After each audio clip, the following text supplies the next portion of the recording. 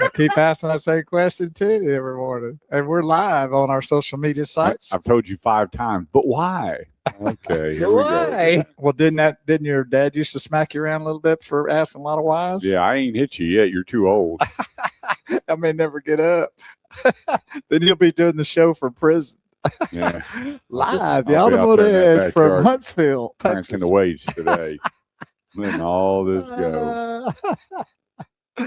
There you go. We're getting it all dialed in. You hand me your phone, or you want to do it? You could think you can handle it.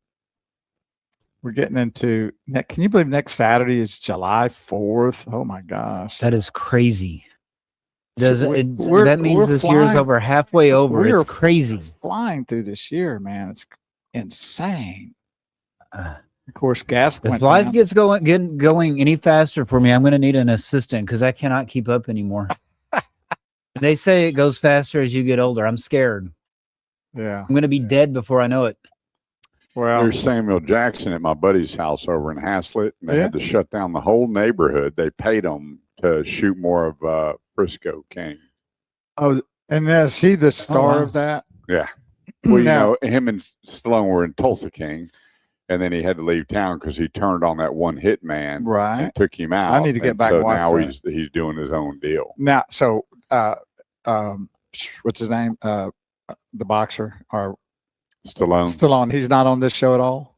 He's supposed to make guest appearances. They were shooting at Melinda's dealership the other day. They shut down the whole dealership. Oh, how cool was that? And he must have been paid a fortune to close the dealership. Well, you know what they did with the Murphy Music when they did that? Well, that was State Farm. Yeah, I know, but still, what they did to shut that down for almost, was it about 3 days? For the week. Yeah, exactly. Bought the place for the week. Yeah. Well, there you go. Well, that's when you got money. That's what happens.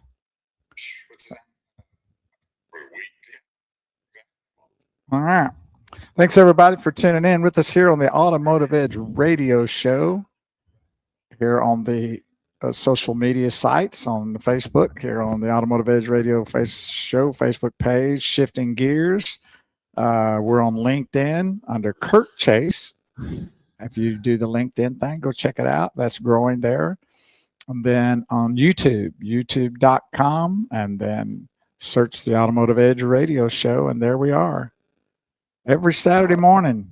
Got a lot of people tuned in with us already. Thanks for jumping in. Appreciate that. We're about ready to get going on the radio with helping you with all your automotive needs and whatever else we can come up with that might help or not help. Try to lead you down the path of righteousness. Following program begins in 10 seconds. Your SRM program will begin in 5, 4. Oh, there we go.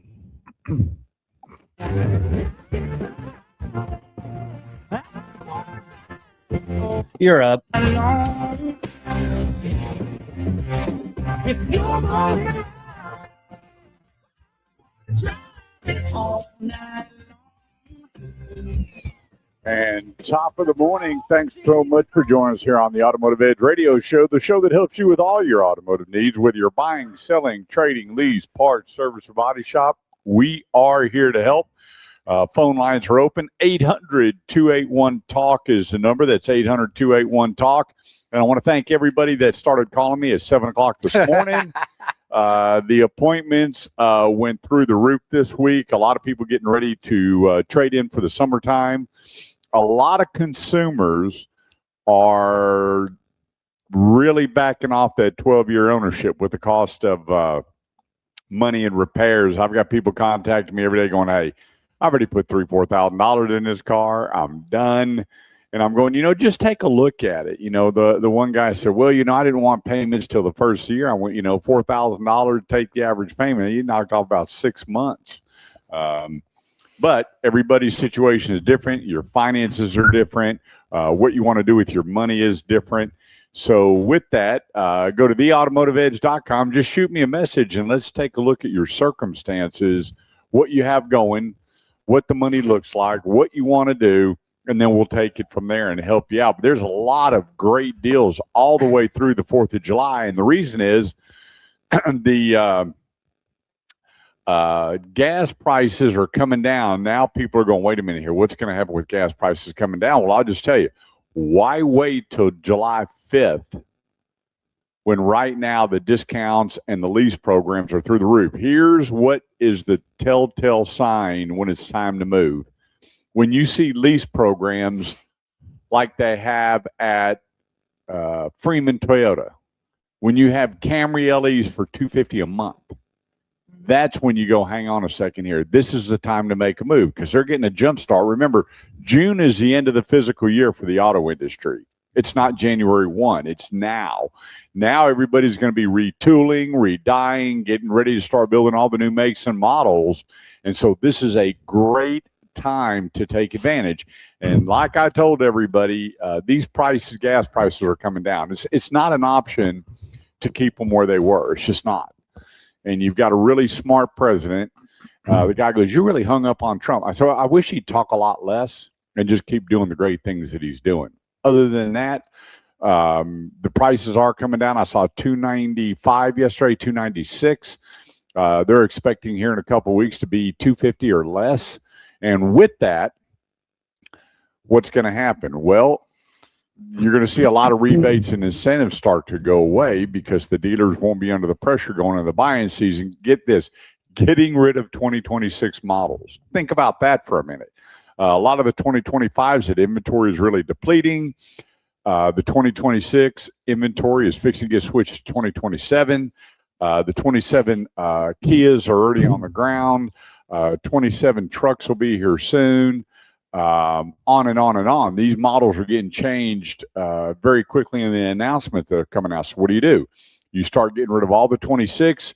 You get rid of all the supplies and inventory that's at the factories, the assembly points to get this inventory gone, and then retool and die or rechange whatever they're doing on the makes and model. There's a lot of brand new models that are coming out in 27 that'll be released in 26. So remember that.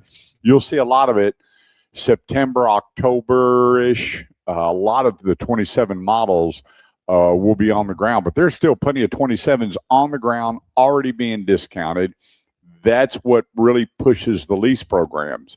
So a lot of people go, well, the average payment right now, get this, $671 a month. Well, a lot of people can't, do $671 a month. So what are they doing? Well, they're taking a look at leasing, and the lease programs are absolutely incredible right now. You have get this, a Tundra, $433 a month, which is normally a $815 a month payment. Get that? Normally $815 if you were just to finance and put TT&L down, $433 a month. No trade, no security deposit, no money down. Sign and drive with approved credit, $433 a month. So with that being said, this is a time to make a move. Pickup trucks, 10, 12, 14, 16,000 off, depending the make and model, off MSRP. They don't have anywhere near that markup in it. So the factory is incentivizing the dealers, helping them with their advertising. They're taking those advertising dollars, putting it into discounts. There you go. So today is a good weekend. Next week, it's going to be in the hundreds. Another great week to start looking because a lot of people don't want to get out in 100-degree heat and buy an automobile. But we can help you here on the Automotive Edge Radio Show. If you go to my website, send me your information. We'll contact the dealer. We'll get the car ready for you. We'll let them know when you're coming. We'll get it all nice and cool down and air conditioned. Spend the time driving before you make these decisions. Buyer's remorse last week with two consumers bought vehicles and called me up and said, I don't like it. And each one of them, when I visited, they strictly went by ratings, whether it was Car and Driver, Consumer Report, whatever site they went to, which those are always great starting points. But read the articles, do the research, and when you pull out all of the verbs and adjectives and all the descriptive things, there's not much meat left on the bone. And that's why I say the feel of the wheel makes the deal. Drive the car. Even if it's got a huge discount, which one did, he goes, boy, I wish I had never bought it, but it was 10 grand off. And I figured, what the heck is a new vehicle, 10 grand off? That's the deal. He goes, We went to Broken Bow, and we got there and looked at each other and went, what did we do? Hmm. And now they're trading it in. So spend the time driving. If you're not driving a good half hour, a minimum of a half an hour, unless you're just brand loyal and you don't care, spend the time driving the car, because some cars don't have big rebates and incentives, and you go to trade it in and you need a few grand out of pocket to get out of it. Not a good scenario. And so I had a couple of dealers contact me going, hey, are you telling people to drive a car for an hour? I am. Second largest purchase of your life. On average, you're going to have 60 payments. Don't you want to make sure that's the car you want to own? 800-281-TALK. Joining me as usually, the man, the myth, the legend, Big Wheels Bo Carver. Glad to be here. And also, you mentioned, I believe, a week or two ago that some of the dealerships were offering like no payments for like 3 months or something like that. I don't know if that's still out there or not, but with these people saying I'm going to wait till the first of the year or something like that. Well, Grapevine Ford's doing it. Highly Subaru's Right. doing it. You just got to. So, but what I'm saying is, if you're worried about like waiting until the first of the year, well, if you get a vehicle that does that and you'll have no payments for 3 months, you're facing the end of the year already. Yeah, getting close to when the Christmas lights go up. Yeah, exactly. Put it around your new car. That's right. So, there's a lot of deals out there for everybody to tune into. And it's great to be here this morning. We're here every Saturday morning from 9 to noon here on 100.7 FM, The Word. And then, of course, on all of our social media sites, we live stream on the Automotive Edge radio show, Shifting Gears, our sister Facebook page, LinkedIn under Kurt Chase. And then, the Automotive Edge radio show on YouTube. So these are all the places we are, and like and share. And if you have a smart speaker, just tell that smart speaker to play 100.7 FM. Be sure and add the word in there, and bada bing, bada bang, you get the radio feed right there on that speaker. How wonderful. Yep. Well, I would just tell you right now, here's some of the specials over at Freeman Toyota. $257 a month on a Camry, $276 on a RAV4, which they're so hard to find. Under $400, $393 on a 4Runner. And it just, here's one, a Toyota Tacoma, $288. $433 on a Tundra. No money down, no deposit, no kidding. A Grand Highlander, $395 a month. And it just keeps getting better. The place, FreemanToyota.com. That's FreemanToyota.com. Dane Miner, general manager, been a friend of mine for over 40 years. They don't mess around. The people that are going over there calling me that are picking up more on their trade than they thought. What a deal. No money down, $433 a month on a Tundra 4x4. No deposit, no nothing. Nothing. That may be the best truck ever made, too. That will just tell you how the industry is moving and working to get rid of inventory. And there were so many people that were glad that didn't sit on the sideline with high gas prices and went out and bought a pickup truck. A guy called me, goes, I got $12,800 off. Thanks a bunch. Just think about that. That's a lot of money. If you figure 25 per thousand. It's past a lot of money. Goodness gracious. That's over $400 a month they saved on that truck. That's what we're here to do, to help you with all your automotive needs. 800-281-TALK is the number. It's 800-281-TALK. Quick break. Don't go away. We'll be right back. Yeah. Excuse me. Thanks, everybody, for tuning in. Good morning. I know I have a hard time saying this name.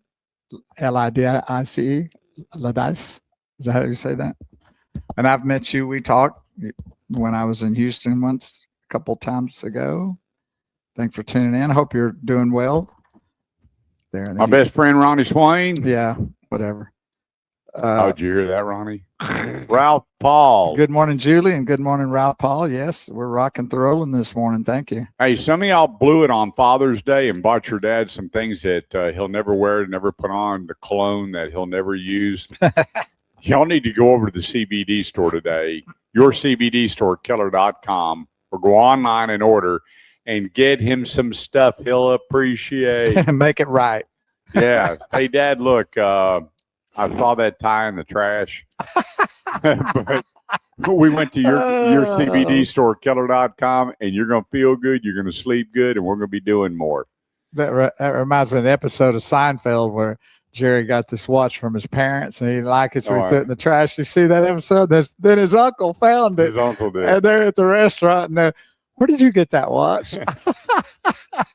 So make it right. Don't tell him. He's in the bathroom trying to buy it from him. Yeah, 1,000, 2,000, just enough to try to make face with his family. It's a great episode. You know, I had one gentleman, young man, he called me and he goes, "Hey, does that CBD stuff work?" I said, "Why?" He said, "I want to start playing golf with my dad and his knees Wow. bother him." I'm like, dude, order. yes. Get the spray, get the pain cream, Use it together. and here's the deal. Spray it on dad's knees, let it dry, then and put some pain cream on it. Go hit the golf ball. Yeah, he'll be dancing the 18 holes. And he goes, "Really?" I said, "I'm telling you, there's so many people. Ralph takes it before he plays. His buddies, he hands. I think Ralph carries 5 pounds of pain cream with him in them little packets.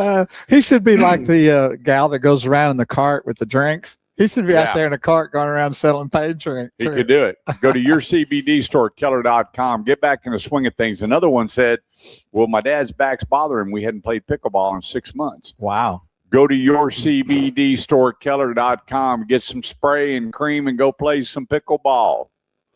The other day, I mean, I worked out so hard with the weights, and I went to lay in bed, man. I laid out a little moan, and Linda goes, "Hang on a minute," creamed me up, and slept like a baby. There you go. I'm telling you, your CBD store, Keller.com. We love those people, but And it's all we natural love too. the So product. you're not taking, prescription drugs or something over time. Because I know a lot of these, even over the counters, like Tylenols, they got warning about if you take them too much and stuff like that.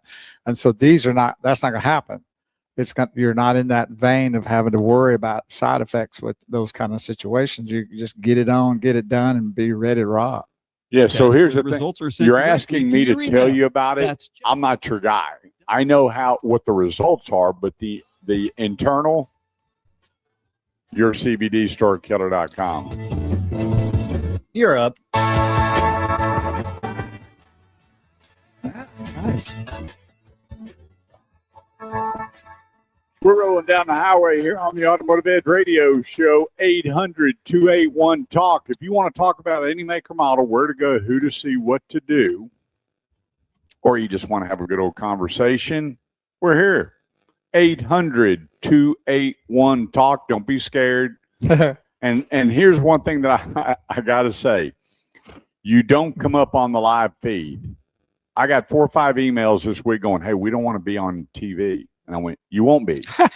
It will be, you're going to call in. Dave's going to take the phone call. Or he's going to put you on, and we're going to have a conversation." It's just that simple. You won't be on the live video feed. One lady goes, "Yeah, well, I had on my robe and I had my hair up." Well, you know what?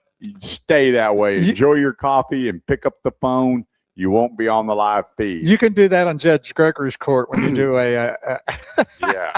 do that. We covered that a couple of weeks ago. But yeah, you're not going to be in that kind of shape. I don't know why they'd be bothered. Well, by that people believe. I mean, there's. I know. I see that. They see you us. pull me Right. Exactly. And hey, by the way, the newsletter goes out Wednesday.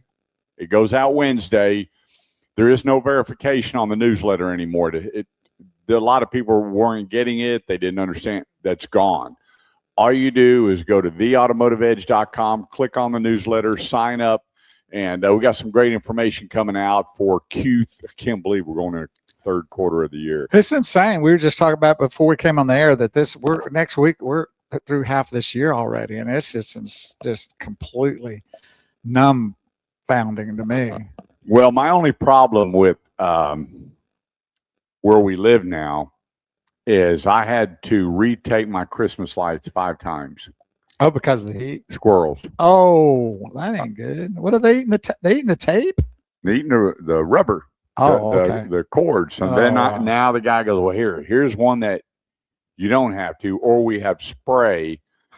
So now I got to spray down my Christmas lights. I could bring my shotgun over if you want me to take care of them. Well, there's a guy down the street, and they call him the Squirrel Master. Oh yeah, what does he do? Kill squirrels. Talks to him. And I went, I talked about and I down. was talking to him. It was kind of a weird guy.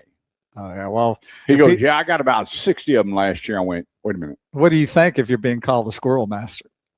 He's going to be a little squirrely, said, don't buddy, you think? I don't care if you killed 300. My neighborhood has more squirrels. Yeah. But you know what? It is what it is. But I can't believe less than 200 days. It's Christmas lights are going up. I know you love that though, but you like time to swim a little bit too. It's weird. I was walking by my storage shed out in the backyard, and I heard a noise. Freaked me out. Like, what is that? I go by it again. I hear another noise. A different one, huh? I'm going, what's the deal? You know what it was? Uh-uh. It was the nutcrackers trying to get out. Oh my gosh! They were talking to me. Help me! Help! They're going, Kurt, speed it up. And I'm like, guys, you'll be out soon enough. And we're making fun of the squirrel master. And Yeah. Graham's So talking- anyway, I bought a spray, and I'm going to spray down all the lights and keep them away. hopefully. Yeah. But Okay, what if you fed them in another direction, like kind of an offside deal to feed them, where they won't get to do that? Or are you just gonna? no, You're just gonna invite more I squirrels? got a right? bird feeder out there. They feed Get in quite that well. anyway. Yeah. They're fat. I'm surprised they That's can right. crawl up there. 800-281-TALK. Phone lines are open. 800-281-TALK. Give us a call. We'd love to hear from you, see what's going on in your life. Or if you have questions about automotive needs, a lot of people are getting their cars spending a bunch of money on service right now. And we want to make sure that you go to the right place and go to mydriversedge.com. That's mydriversedge.com. For people that are listening out of state, excuse me, go to sunauto.com, because they're buying up a lot of shops all around town and opening up brand new brick and mortar, and let them help you. Excuse me. I feel like Bo over here. Yeah. Now With you your got me automotive doing it. needs, your repairs. They don't summarize, which is so important.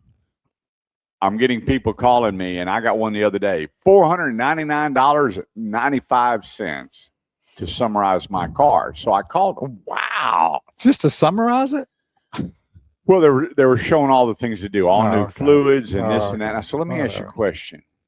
What if you get into all that and find out that I don't need half of this? You know what he said? Still $499. I got it. It's a package deal, baby, where you get one thing or all of it. Yeah, and with Driver's Edge, they're going to do only the work that's needed, replace only the parts that needed. If they're talking about dropping all the fluids and you just had a radiator flush, guess what? They're going to be taking good out and putting good in. Yep. So go to mydriversedge.com, over 23 locations here locally, but Sun Auto is, man, they're booming across the United States. And let them help you with your automotive service, because it's not cheap. But is Sun Auto in some of the places in Texas? Because you said out of state. Well, yeah, they're buying some of the family name Okay. places, I but they're got you. not changing the family name. Right, I got you. But they're Yeah. put packaging as the auto Yeah, it's under the packaging blanket things. of Sun right, Auto. Right, I got you. Yeah, so you have Driver's Edge. You have I just saw where they just acquired some in, I believe, Atlanta, Cool. and a bunch down south. I didn't know that until we went down there. Bee Cave, Texas. Bee Cave. Bee Cave. It's the name of a town? Yeah. I And never they've heard got of a it. Driver's Edge in Bee Cave. Well, there you go. We need to go down there and get our oil changed. Yeah, we went down there with a group of people and hung out for the weekend. Yeah, That's Bee sweet. Cave, Texas. Well, there you go. All right, phone lines open, 800-281-TALK. That's 800-281-TALK. I got an odd question the other day, and it said, Kurt, can I still do home delivery on my car? And we got to talking, and I went, why would you want a home delivery on your car? Why? Well, I mean, I get the whole Fauci virus deal. I get it. well, they're probably used to Because it. we didn't have a choice. We were told you can't go to the dealership. Well, they're probably gotten used to DoorDash or DoorDing or whatever that is, where everything gets. Yeah, but delivered. we're talking about a car. I know, but you know how people get. You know, they just go, "Hey, man, everything's great getting delivered to the house. I'll And just so- get my car." What I said, have you ever owned that car before? No. Well, of course not. And I said, well, I'm missing something. Yeah, exactly. So anyway, the car was $53,000. yeah, just delivered to the house. And they said, I'm fine with that. And you know what? I didn't argue, but it just kind of, I was scratching my head going, I couldn't imagine having a car delivered to my home. I could now, once I bought it and drove it, and you want a little concierge service, Yeah, like having a little work done and brought which we back. have on my wife's car. We bought this concierge package. I'm in, but pre-purchase, I'm out. Yeah, it's all right. Just park it outside. I'll get around to getting out there. Well, no, you got to, they bring in the Sign the papers contract, and all sign that. the paperwork. I'm going, Now, is that they're buying it that way too? The whole 9 yards? They're just completely like buying it yeah. online and having it delivered to their house. Yeah. Wow, man. People are still wanting to do that. Now, when I just can't, Mm. the guy I was like, did you buy your house without going through it? I mean, well, no, it's different. I'm like, What's wow. different? Wow. I guess so. I mean, some people are, and I get the brand loyalty thing, but this wasn't a brand loyal situation. It was, well, I saw this car online. It worked out. And It worked out. I went, well, I hope it works out for you. I really don't know what to tell you on that one. But yeah, there are still dealers, and they talk about it all the time. They'll still hand deliver that vehicle to you with all the paperwork. But I would have to have that salesman hand him a cold glass of lemonade and go spend me some time driving. Yeah, no doubt. I wouldn't, I don't know. But yes, there are dealers, and just about all of them, that if you want to go online, do your credit app, get the approval, negotiate the price, the kicker is going to be your trade, because you're going to have a salesperson come out, and it's going to be very difficult to make sure, even with the final numbers, they may do it on a BVA or a BCA, barred vehicle agreement, barred car agreement, going, here's what we'll do on the vehicle based on final inspection. So you got to be careful. 800-281-TALK is the number. Quick break. Don't go away. We'll be right back. Are you saying you don't even say hello to anybody anymore? Do I got to do everything? Well, I was about to say, type it on here to everybody and say it too. Good morning, well. Dorothy. Yeah, save me, Dorothy, please. Love you, cuz. Yes, ma'am, we do. Good morning to the girl that never ages, Mrs. Deborah Gonzalez. Way. Good morning, Julie. And I pay to do this too. Good morning, D. Cagle. There you go. Yeah, he caught him some big old fish. He won a fishing tournament. Courtney was telling me, my sweet. beautiful daughter-in-law. And Awesome. yeah, he was holding up these big old fish. His buddy was holding them up. Well, I've never had the nerve to ask D to take me fishing. why not? I don't know. Because he's a diehard fisherman. Well, And plus- I went with a diehard fisherman out in Galveston, and it was Plus, D fun. doesn't like to be bothered on the boat. What are you going to do out there? And he's a big old boy. Yeah, you so, ain't gonna, you gotta yeah. whatever he wants, he gets, right? Yeah. Yeah. D is, he's the modern day Paul Bunyan. Well, thanks everybody for tuning in. Y'all are up with us this morning. Thank you so much. And we see you and feel your love. So thanks a lot for that. And here I'll do Bo's job and say good morning to everybody. I don't know what you do over there.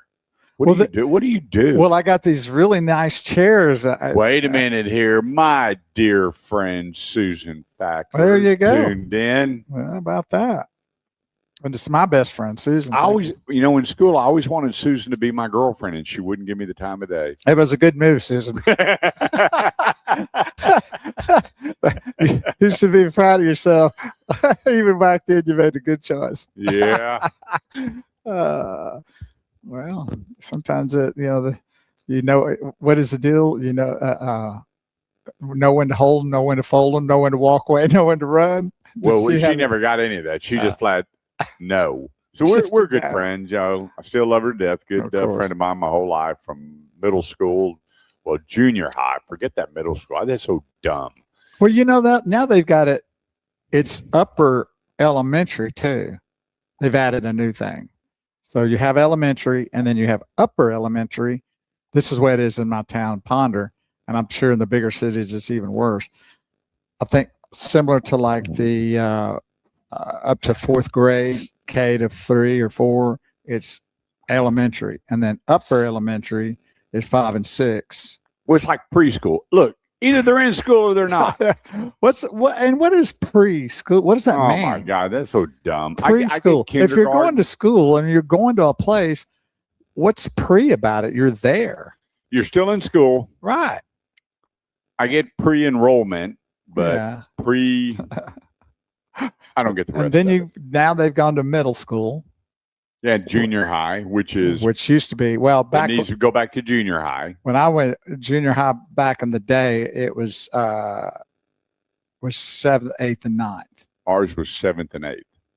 So some schools 1st through 6th was elementary. The high school I went to did have 9th to senior 12th grade, but the junior high I went to had it to ninth grade. A lot of the junior highs went to 9th grade. But the high school I went to had 9th grade too. So it was weird during that, knowing that Susan says, OMG. He doesn't know what those lingos are, so I'll just have to spell it out. Two of my dear friends, Susan Whitaker and Susan Fackler. There you go. Yeah. Good people. And then I my brother went to school with her brother, Harry Fackler. And then my sister was with her older sister, Danette. And her and Ronnie Hines married out of high school. I think they've been married, north of 40 years. Yeah. It happens when you live down the street out of from high my school. mom. She's real fine, my. We got the CBD guy. She's real fine, my. Big guy. You're up.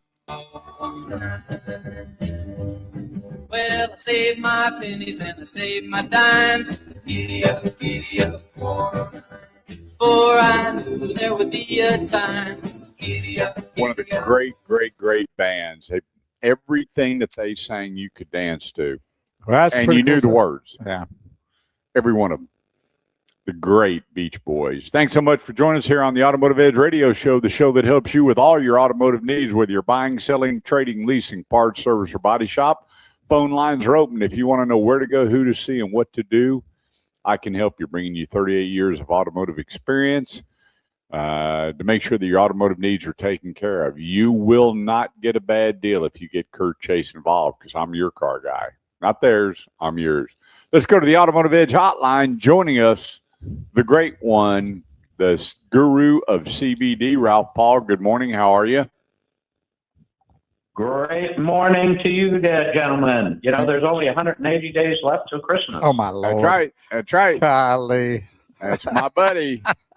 Oh, man. Give me a break. Start that Christmas shopping now at yourcbdstorekeller.com. Let's get it going. Do y'all have layaway so I can save up, put something back for me? Remember those days? Oh, layaway sure. days? My mom had 7 kids. Are you kidding? My mom used to buy a lot of stuff on layaway. Yeah, they could bring that years back. ago.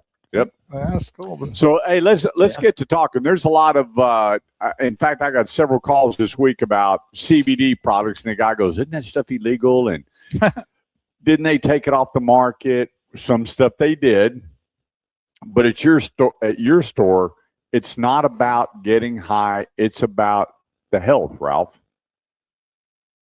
Absolutely, and hopefully the federal government's stepping in to just regulate it. We would be happy if they regulated it. But basically, all of our products are legal. One of the interesting things, we had to have child-proof caps, and our clientele is probably 45 and over, and some of our older customers can't open them.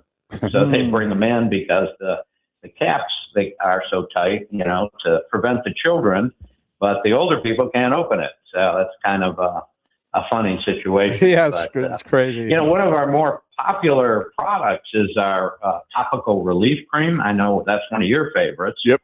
And it's pretty much a powerful formula with trusted ingredients like MSM, arnica, and there's a cooling peppermint. And it really will help as far as aches and pains and so forth. I always carry it on a golf course, and people usually love it. We also have a menthol spray that works a lot quicker. And what we recommend is put the spray on first, and then it opens the receptors, and then apply the cream. And I'll tell you what, 9 out of 10 people, it is very, very effective. It is. I had a couple people contact me that had been listening to the radio show going, "Hey, my dad, he's slowed down doing this, and it's not because of age, it's because of pain. And I said, well, do me a favor, go to yourcbdstorekeller.com. There, it is a brick and mortar as well on Main Street, 377, and get your dad some pain cream and spray and get him to use it. And he goes, well, he's concerned about, getting high. I said, this will not get you high. And I guess that's kind of the big misnomer with a lot of people, Ralph. I've been using it for, 6 years when I met James at an event, and it's just been life-changing. In fact, I got to come by today because my wife wants the GPL-1 and the nighttime gummies, and she's not waking up drowsy or like she used to with the whatever the other products are that are out there. Melatonin type stuff. It's all natural and USD certified organic. Absolutely. And we do ship for free. But please call us before we ship it rather than being online so we can educate you. Different products work for different people. That's 100% right. Have the conversation so what you're paying for directs and targets what your situation is. But, you've got seltzer. My neighbor now has taken almost 2 6-packs from my home with no money left on the table. Usually, when you take something, you leave a few bucks behind, right? Isn't that what we used to do? Right. Leave a few bucks on the bar or at the door. No. So anyway, he is prohibited from coming into my home again unless he's got a 20 spot. But from collagen creams to bath bombs, and then coming up for the 4th of July, go to yourcbdstorekeller.com or go by and get some doggy treats to calm your animals during the fireworks display. And I'm sure that's been a big seller for you, Ralph. On July 4th, we have a product called Chillin' Out. And again, it's endorsed by the veterinarians. It's a very clean product. And we usually sell out of it. So, it's just a very, very popular. And again, it isn't going to hurt your animal. It'll just maybe just chill them out just a little bit. It's been good for me. I don't bark as People much. And we'll have to get you some samples there. Yeah, I'm ready for that. And another thing people have a misnomer about is that one gummy does it all. I know that when in these a lot of these convenience stores, they'd see, we have CBD gummies. You buy a gummy and then go like, well, it didn't work. But that's all gone. You need to go to your CBD store, Keller, and get that information to the different things that you need to help you through your circumstances. Right. I kind of refer to it as vitamins. It takes a little bit of time to get into your system and to see the results. One of the things that we hear a lot of is I ran out a couple of days ago and I forgot how good I was feeling. There you go. No doubt about it. My wife, the CBN, the CBG, the GPL-1, she takes it all. Now, what is that GPL-1? That is what people are using as shots, Zepbound, and all that stuff. So they have an actual pill form. Plus, they have the trim. All right. And Melinda goes, oh, by the way, I just took the last one, and she's down 14 pounds. Wow, that's sweet. I didn't know about that one. Yeah, she's just absolutely loving it. And so she started taking it with the trim, and just amazing. Awesome. Absolutely amazing. There you go. Ralph, we appreciate you. Your CBD store, Keller.com. Get educated first and lay out a plan, and don't wait for New Year's resolutions. Start today. That's your CBD store, Keller.com. Ralph, have a big day. We'll see you soon. Thank you, guys. You have a good one. All right, man. I tell you what, I just love that guy and his family. And well, they're so sincere. Ralph's about retired. everything. Ralph's retired.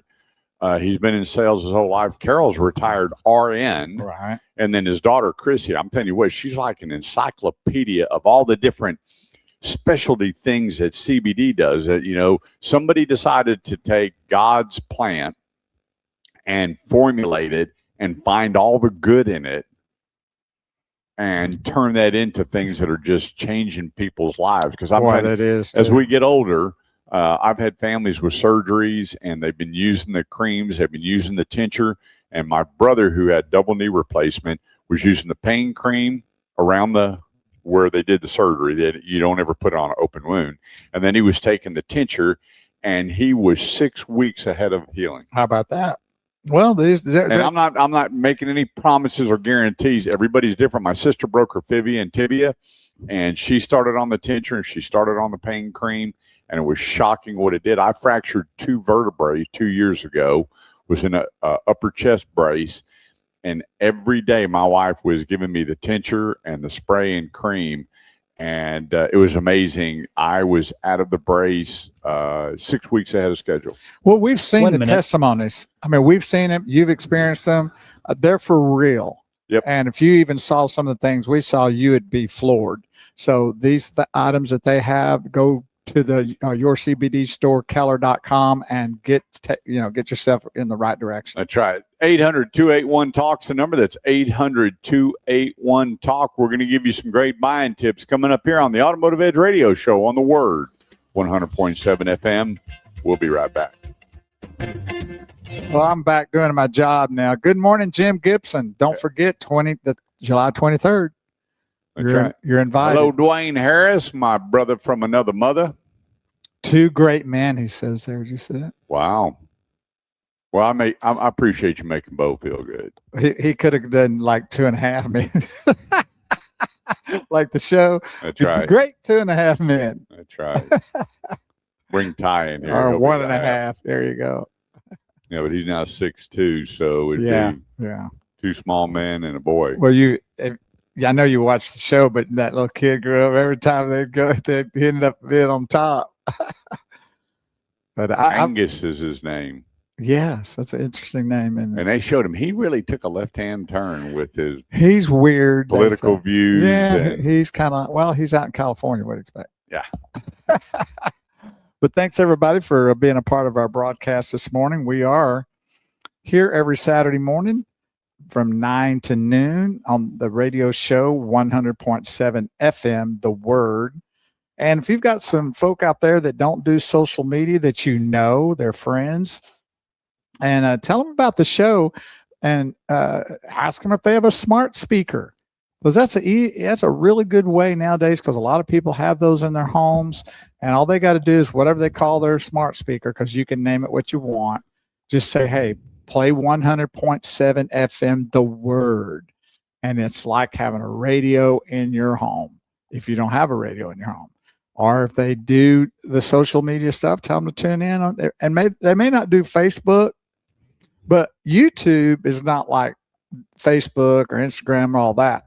You can go to YouTube and not be necessarily a member. You can just go to youtube.com and search the Automotive Edge Radio Show and watch our show without having to sign up and do all that for like these other social media sites.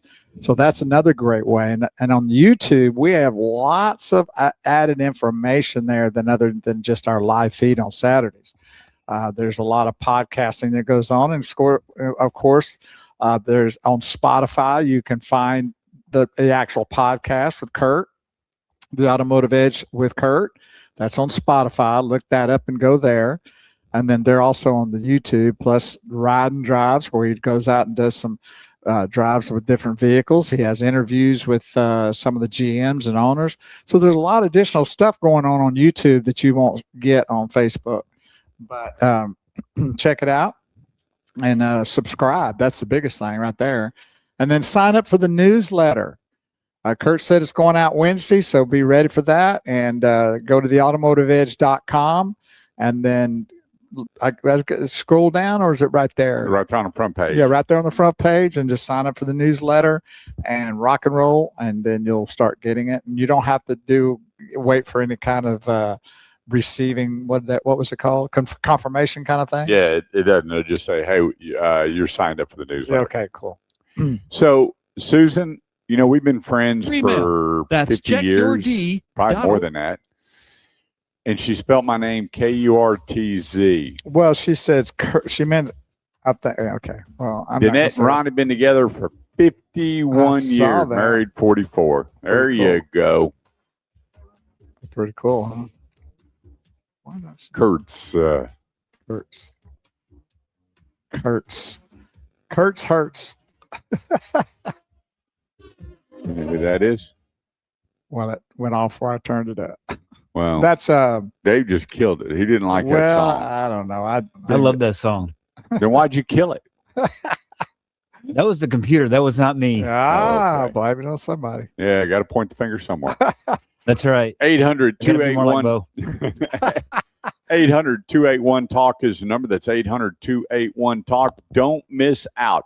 You don't like going to dealerships and all the back and forth and all the negotiating, everything else that goes along with it. Right now, go get your new Ford at Grapevine Ford. Employee pricing. Employee pricing. What does it mean? You pay what they pay. Real simple. Except for your specialty items, your Raptor and the trimmer, some of your unique vehicle, they're not included, but your F-150s, Explorer, Expedition, the Ford Edge, the Mustang, except for the specialty Mustangs, employee pricing. You walk in, I'll take that one, and it's employee pricing. If you want to know your trade-in value before you go to theautomotiveedge.com, click Contact Kurt, scroll down, fill in your trade information, and I'll give you a ballpark based on how you describe it. You go into Grapevine Ford, you pick the vehicle out, you are on your way in a brand new Ford. Just that simple. Remember, Cameron or Cameron. So you have Cameron Headbaum, you have Cameron Martin, both the new car sales directors that are going to help you. All you have to say is, Kurt Chase sent me, I want that one. And it is just that simple. The home of the love it or leave it promise, grapevine.ford.com. So here's a great question that came in the other day. I want to address this. This is they went to 5 different dealerships around the Metroplex. I mean, these people went around. And their trade-in was different on average, about $3,500. Wow. And they said, why? Yeah, it's a good question. Why did this dealership give me $25,500? This dealership give me $22,000. This dealership give me $23,000. And I went, well, here's the deal. Some dealers do very well with certain products. They do. Obviously, if you go to a Ford store and they have and you're trading in a Ford and the miles and the years right, they can run it back to service. And as long as the car hadn't been wrecked or whatever, they can certify that vehicle, which puts an additional warranty on it. Makes buying so much easier. When you're buying certified, it's just so easy to go in knowing that they had to bring it to a certain standard and turn that paperwork in the manufacturer to make sure they could put the certification warranty on it. Real simple. But then there are some products where if you go to, they were outside, what I say outside the Metroplex. They were on the far side of Weatherford, and they were in a car that this lot, that it just wasn't anything in their PMA, penetrated marketed area, that they would do well with.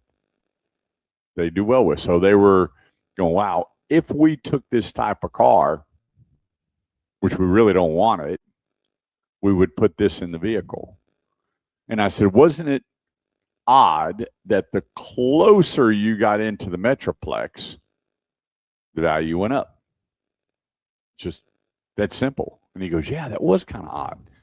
The guy that you sent me to put $25,500 in the vehicle. Mm-hmm. And you went, and then he went down to, heard about this special deal down in Waco. And I love Waco. I love the tech store. Let me clear that up. And the guy goes, 22 is all the money. He didn't want the car. But if he was going to take the car, he was going to take it and then sell it to a dealer that was probably going to put 24, 25 in it. Okay. So when I give you a number based on how you describe it, I will have dealers that'll put that money in it. But you will find that as you travel further out, if you're in a certain make or model that doesn't fit their agenda of what they want to do. their market, as I go around the used car lots and I talk, or dealerships, and I say, hey, what's your average price on a pre-owned vehicle? $30,000 that they sell. So what do? They try to trade for $30,000 cars. They'll take some oddballs in there, a little bit lower, a little bit higher. I was over at Classic Kia Carrollton talking with Alan Glover, and I said, what's your average pre-owned selling for? He said, $31,000, but he had an $85,000 Cybertruck on his lot. Right now, he's got a $75,000 BMW. He's got a Porsche on the lot. But he markets it so well that there's a lot of people that will type in Porsche or Cybertruck and find it on his lot. But that's not his footprint of pre-owned vehicle. But guess what? Your car's still worth what it's worth. Just because the one dealer doesn't want that on his lot, because he knows if he can get it at a cheaper price, he can sell it to another dealer that would work for them, because we're all in a big network. When I was running dealerships and I had a car that came on the lot, when I was, example, I'm running Jim McNatt Toyota Dodge up on Bonnie Bray and 380. Somebody would pull up in a Mercedes. I couldn't sell Mercedes up there at the time. What I do, I call my buddy Larry Patton. Hey, Larry, I got this car over here. All right, we'll put this in. So he did a buy bid based on how I described it, and I laid that car down with another dealer. You're not going to find that too often unless you're just at a dealership where his market is so big, he doesn't have to take it. Well, they're begging for pre-owned vehicles, so chances of that's probably pretty slim nowadays. Well, you know, you'd be surprised where you go and there was a gentleman, he had a 7 Series BMW. Right, I got you. And he lived out, built this place out close to Bowie.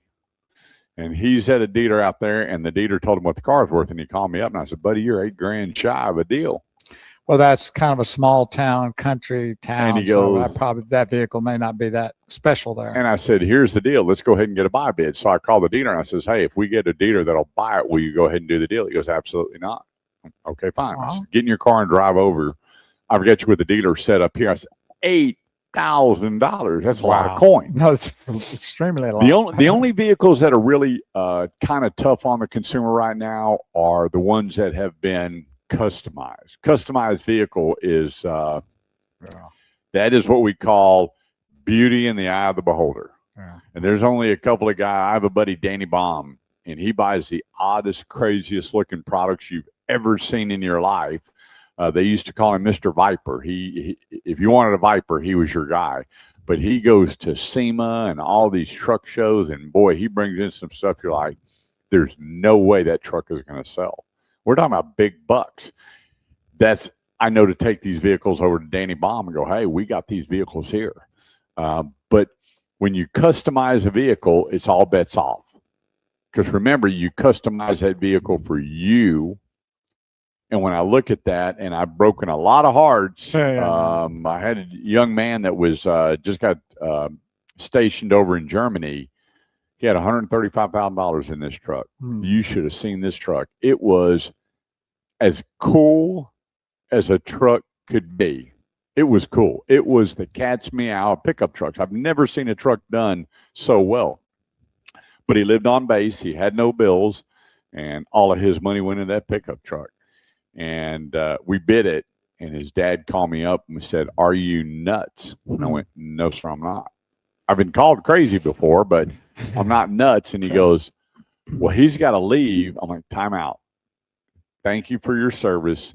That has nothing to do with the value of the vehicle. And the vehicle's worth $90,000. And the dad goes, we have a note, time out. Put all that aside. You customize that vehicle to make it yours. For you. That's the way you want it. That doesn't mean everybody's going to be running out going, do you have a truck with this? It doesn't work that way.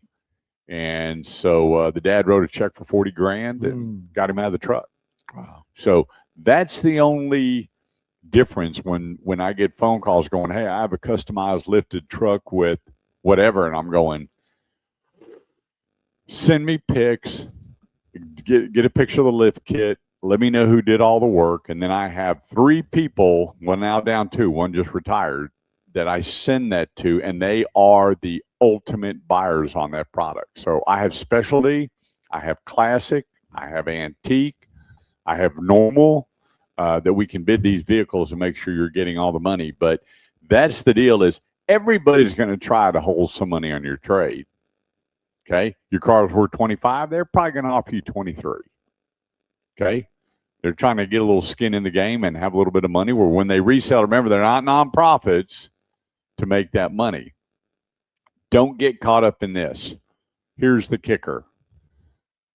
Kurt, we're going to give you 22, but you're actually getting 23.3 because you're saving the sales tax at 6.25%, Well, which is true. yeah. I just picked up another, $1,500 But here's the deal. What if you gave me the true value and I picked up another 1,000? So a lot of people go, oh, if I trade it in, I'm only paying tax on the difference. So they're taking your trade-in value and adding the tax saving. Well, you're actually getting 24.5. Okay, well, give me the actual 24.5, and now I'm getting 26 with the tax savings. So be careful. And it sounds like a great number because you know what? I did it. When I was selling cars, I just tell people, hang on, you're going to walk away. You're actually getting 24.5.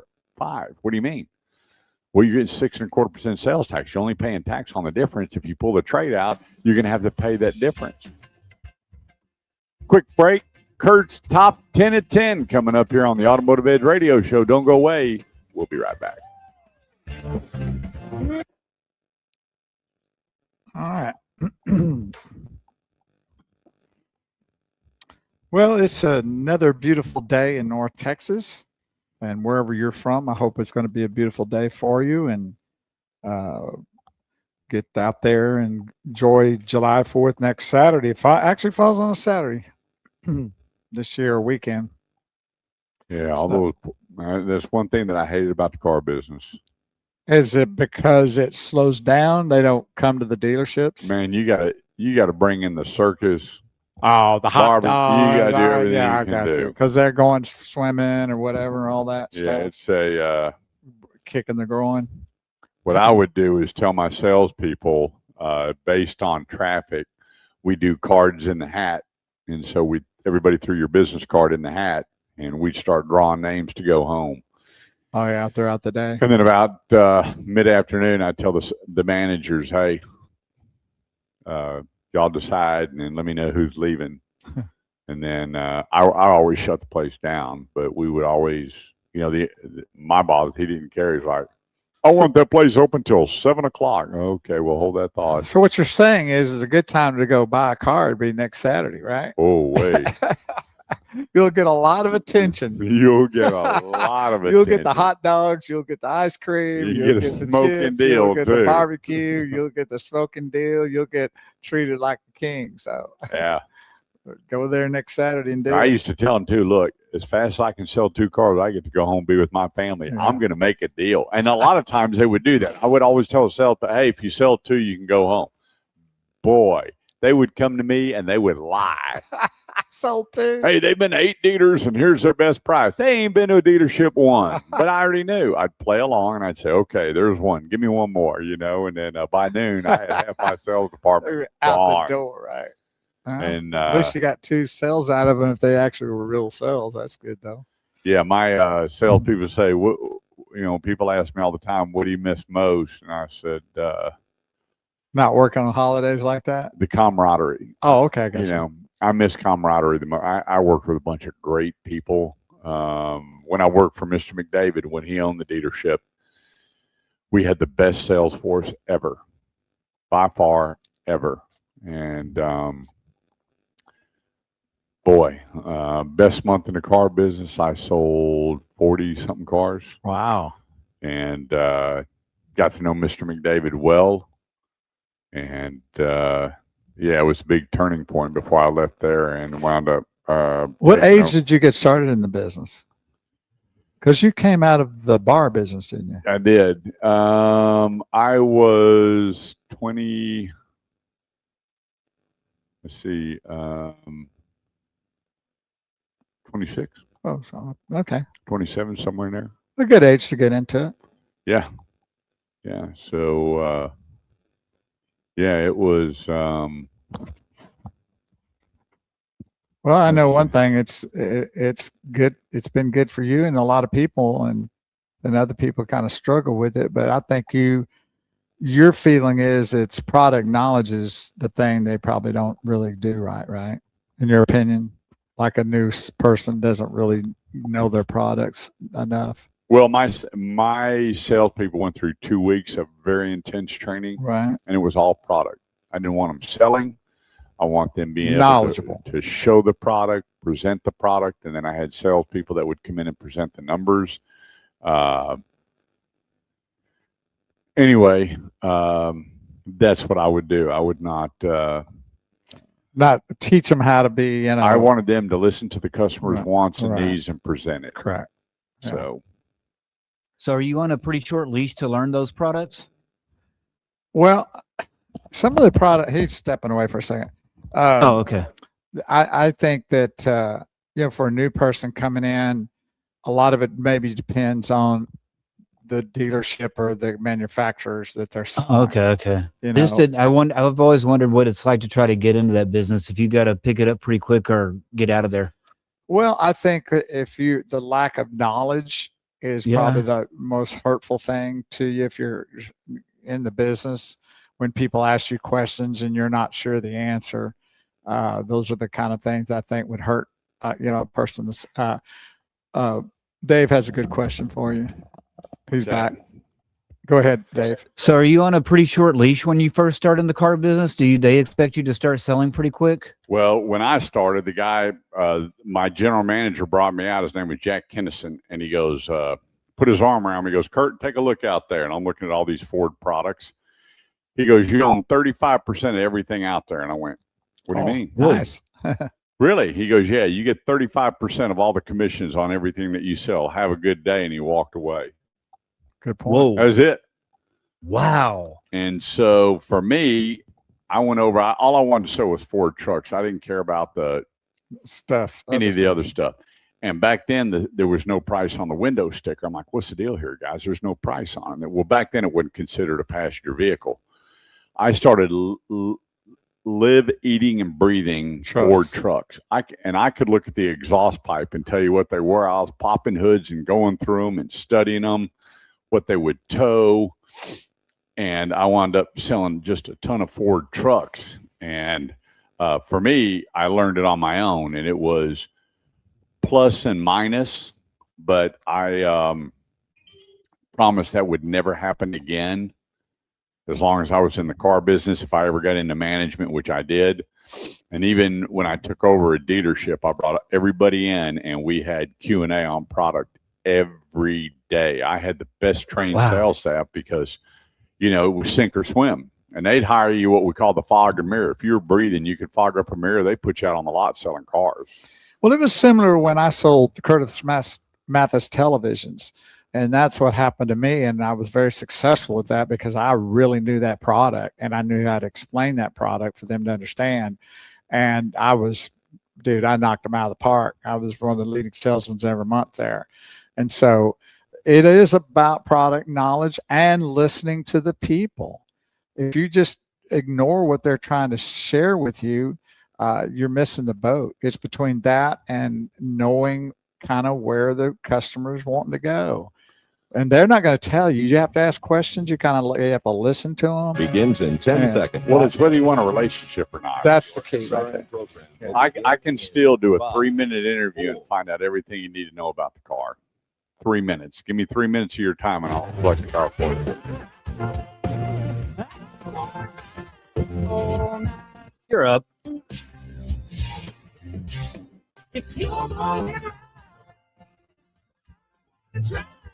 We're going to drive it all night long. It is Kurt's 10 at 10 here on the Automotive Edge Radio Show, sponsored by Grapevine Dodge, right there at 121 and William D. Tate. I'm telling you, you're not going to believe it if I just tell you. Go to grapevinedodge.com. That's grapevinedodge.com and look at their discounts through July 4th. But here's the thing. The discounts that they have, I saw about 20 trucks leaving this week because I go by there all the time with the discounts that they're having on their pickup trucks. And then you take a look at what they're doing on Jeeps, discounting Chargers, which used to be the Challenger. Now you can get in a 2-door or 4-door. V8s are back. The Hemi's back.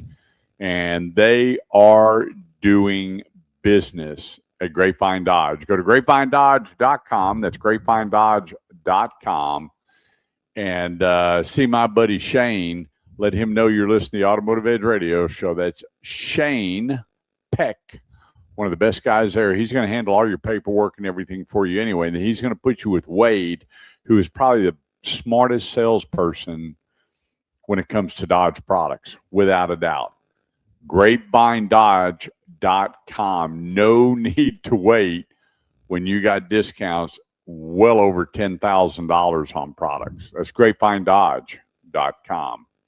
All right, it's Kurt's 10 at 10, and here's the thing. I was curious over the last 5 years what people eat the most in summer. Now, this was kind of funny. And not necessarily holiday, just the summer. The summer. Okay. The best summer food or the most consistent consumed food by Americans over the summer. And you know what? It was amazing. When I went out, I just don't get the West Coast. I don't. A lot of people don't.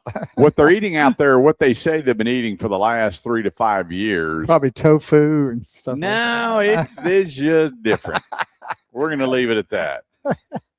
So here across most of the United States, the rest of the real world, starting summer, which Father's Day was the first day of summer, if you didn't know that. But it is a time where people consume more fresh berries than any time during the year. Well, isn't that when they're mostly out? Yeah. So that, and you know, there's watermelons. there's a lot of stuff you don't see until the summertime. But you know what? Raspberries, blackberries, blueberries. Those are all good. I love all of them. Grapes. You're not a strawberry guy, are you? No. Yeah. But I love strawberries. I was at Kroger the other day. I saw the biggest grapes ever. Sweet. I asked the guy who was stocking. I said, if I eat one of these, do I get in trouble? He goes, I said, there's a camera right there. He goes, I'll get you one.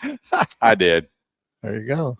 Watermelon. Yeah, definitely. Is they can't produce enough. Now, people say there's a difference between the long watermelons and the dark round green one. Well, there's certain ways I've seen that they talk about how to buy one too, like the lines are this way, that if it's a certain amount of And this then line, thump it like a can. and the spacing between all that. So I don't get all that, but I kind of go with what they say to get it. But I really do love watermelon if it's good. I like if it's dark red. Yeah. We had a compressed watermelon salad the other night for dinner at a restaurant. It was good. Off the hook. Just off the hook. Wow, there you go. Peach cobbler. Yeah, I'm not a cobbler guy, but I like peach. You know, peach ice cream and anything like that. So I could see Peach ice cream. Sure. You never had that? Okay. Well, you've had chocolate ice cream, haven't you? Yeah. Well, when you have peach ice cream. Okay. Strawberry shortcake goes through the roof in the summer months. What was it again? Strawberry shortcake. Yeah. I'm not a strawberry guy, so. Yeah. I'm not a shortcake guy.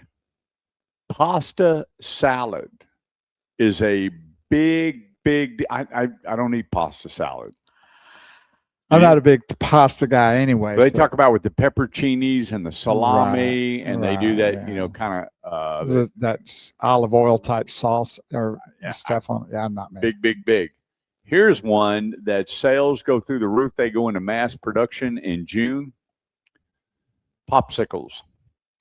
I can see that. Popsicles are good for kids if they're outside playing a lot and getting hot. What do they call the big ones that are red, white, and blue? Pop bombs or something? I don't remember. And we'd always get them on the truck, but you'd only get the red, white, and blue during the summertime. Is that the thing you push up a little round thing? Like those are the push-up pops. Oh, yeah, the push-up pops. Yeah. Bomb pops, I think they called them. Okay. Well, that I don't know about here, but in a lot of places in towns like you live in, that they have the little ice cream guys come around. You have that? You know what we were mean? We used to hide behind a tree and scream and make him stop. Oh my gosh! Did not buy that. Not buy that. Oh, you guys are terrible. We're terrible. But they're real popular during the summer because kids are outside playing and all that. While they come by, you can see the kids flop to them like ants.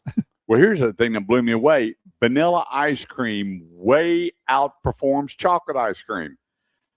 Yeah, see, I like chocolate over vanilla, but I can see, and the thing about vanilla, they have a lot of different vanillas, like the vanilla bean. And see, I like the vanilla bean. And then there's like 2 or 3 others, and I like the vanilla bean too. But they My have mom different used ones. to buy the Cosmopolitan. Oh, the chocolate, strawberry and vanilla. Yeah. Yeah, I like that too. Yeah. I thought it was called Neapolitan. Neapolitan. Neapolitan. Was that what you call it? That's what it. Oh boy. Oh, Barbecue. tomato. Barbecue quadruples starting in summertime. Now, when you say barbecue, that's anything on a grill. No, that's barbecuing. You know, smoked meats, Okay. barbecue. Okay. Brisket. Okay. Yeah. Gotcha. One of the top ones that is growing because people are doing it so many different ways now, corn on the cob. They're making a low-take corn, grilled corn. I got a buddy that has this, he'll grill the corn, then he'll wrap it and cover it in paprika and Parmesan cheese. Then I got another one that takes mayo and all these seasonings and wipes it down and finish it with Parmesan. It's off the hook. I There mean, you I go. could eat 20 of them. Corn on the cob, the stores cannot keep up with consumers in the summertime on corn on the cob. I do like corn on the cob. I don't. Have you ever had Yeah. corn ribs? No. You take the corn and you cut it evenly, and then you cut it straight down the middle 4 ways. You don't take the cob off. Okay. And then you soak them in whatever marinade you want overnight, and then you grill them, and you can eat the whole thing. Wow. Called corn ribs. I wonder if I can do it in my air fryer. I'm not even going there. Oh, And what do you God. think the number one thing people eat during the summer? Hot dogs. Okay. I think hamburgers on the Okay. grill. Both of you are correct. And we're going to add one more, and that would be Pizza. golly. I don't what- think that's true. really. Well, just We're talking hamburgers and Well, hot I got dogs, and one he out of throws in pizza. I got one out. That's of what you people pay for here watching the Automotive Ed Radio. Well, I want to show. keep them on their toes. Pizza sales actually go down. Okay. Chicken, Eh, grilled hot dog, grilled hamburgers, grilled chicken, top three yeah, grilled items. with watermelon is it for is the deal for summer. well, people are outside a lot and they're grilling outside a lot. I know that like Dave lives near a place that I like going to called Burgers Lake, and that's a great Oh, place yeah. to go out Everybody there. likes Burgers yeah, Lake. go lake. I go to a great place. I don't. And My grilling boys just- used to go there with a group every year to Yeah. Burgers Lake. I mean, we need to go, Dave. Now again. here, you Yes, know we what they do, say please. the fastest growing dessert in the summertime is? Blew me away. I would have even put it in my top 50. I'm going to say not that I know that it is, but Jello. No, dessert. Jello's dessert, isn't it? You eat Jello as like a corn or a vegetable. Jello's not a dessert. Jello. What do you call I think it? of more of that like a snack. I don't think of it as Yeah. a dessert. Who eats Jello for dessert? All the Here little we kids, go. I know. Those pizza Every and time- Jello for every- the summertime. Every time somebody like our grandkids is coming in, like, Jeez "Hey, would you like? I Louise. kind of hungry. Well, y'all need a dessert. Well, hey, would you like to have Jello? You offer friends coming over You- Jello. I'm talking about the gelatin Jello, not like the chocolate cup Jellos. You know what I'm talking about? So do you put okay. Jello in the air fryer? Yeah, well, yeah, I no need to. doubt. S'mores. Oh yeah, 1 minute. Yeah, of course. S'mores Oh is- yeah, of course. Growing exponentially during the summer. Right. I've Campfires. never eaten a s'more. You ever eaten a Yeah, oh, s'more? yeah, they're very good. It's kind of a With pain. graham crackers, chocolate, and marshmallow. Yeah, they put it over the open fire and do all. But that. who's got a fire going in the summertime? Well, they do at night when it gets nighttime and they're camping. they Drops have down to fires. 90 degrees, fire up the campfire. Yeah, well, you have to have, Ay, you have, to ay. have that for s'mores. Narissa says ribs. You got it. There you go. Quick break. 800-281-TALK. We'll be right back. All right, well, there you go. Y'all tell us what your favorite food is for the summer. Yeah. What's your favorite food for Yeah. the summer? Post it now. Yeah, so we can know and spread the word so people know what to look for when it's time for them to go to the grocery store. Okay. Here's my tip for everybody listening. Oh, you think I should wait till we come back? If you want people on the radio here, yeah, well, Yeah. yeah. I've got a great burger tip that blew me away Yeah, you want to wait for that. And I tried it, and I grilled burgers for Father's Day. Amazing. I did all the cooking for Father's. Well, no, Melinda did a lot. Melinda did. My wife did a lot. We're celebrating my day with me working. Yeah, I got up early and got the grill. I did a complete makeover and clean on my grill. There you go. And you know what? I instead of buying all that stuff, you know what cleans the grill better than anything? Onion. Dave. That's what I see them do. They take No. onion Dave. and clean the grill with it. I think it's like Oil, olive oil. You use the onion on the grill before you put the meat. And Okay, stuff on. so I wasn't really that far off with the onion. I'm blanking out now. I've seen So this. am I. Wow. So is Kurt. Kurt's blanking out too. What? Okay. Jeez Louise. What? All right. What is? Oh, What'd boy. you clean your grill with? An onion. Onion, baby. Wow. Sometimes. Well, I'm not a grill master like you. So what do you? You know, you know what? They have all these I'd different. probably use Dawn dishwashing soap. They have all. Yeah, be sure to use that. They show now they have an automatic grill cleaner. It's remote controlled. You up to 250 degrees. You close the lid and put this thing on, and it moves around like one of those vacuums in your Really? house, like a Roomba or something. When you got to be kidding me. Was it sucks the grease and stuff up? And they got all these cleaners. So I was at the there's a garlic burger seasoning that I love, and it's the line is called like Burger Blast, and they have all these different flavors. The garlic butter is the best for me. And I'm looking at all these grill cleaners, and I called a buddy of mine who is he's the ultimate griller. This guy is a magician on the grill. I'm so envious of how well he can cook on a grill. He goes, buddy, use some easy off oven cleaner. Spray it on there and give it a few minutes and come back and wipe that stuff off. I said, what? He goes, the lid, everything. And I went, easy off. And he goes, yeah. And then when you're done, turn the grill off and burn off all the chemicals. Right. And then get you some Pam or whatever and just spray your grill or use an onion. I went, really? I sprayed that stuff on my grill and I came back and I was shocked how everything just fell off. Well, that's kind of what it does in the oven, doesn't it? He goes, leave the covers over your burners. Right. And then when you're done, just pull them up and just wipe them off and everything goes down into the base. And I cover my base in foil because that metal will rot after years. Exactly. Unbelievable. I went, The rock they and have roll, all this baby. citrus Your best. cleaner and Feel this. your best with and then he Twist goes, 25 don't use And any it's of that. all cream. probably really That's expensive, a lot more twist25.com. than doing. Yeah, what you you're know, it's $10, $12 a thing Yeah. versus a $3 can. doing. There you go. You're up. Dramatic. Why it's greased lightning?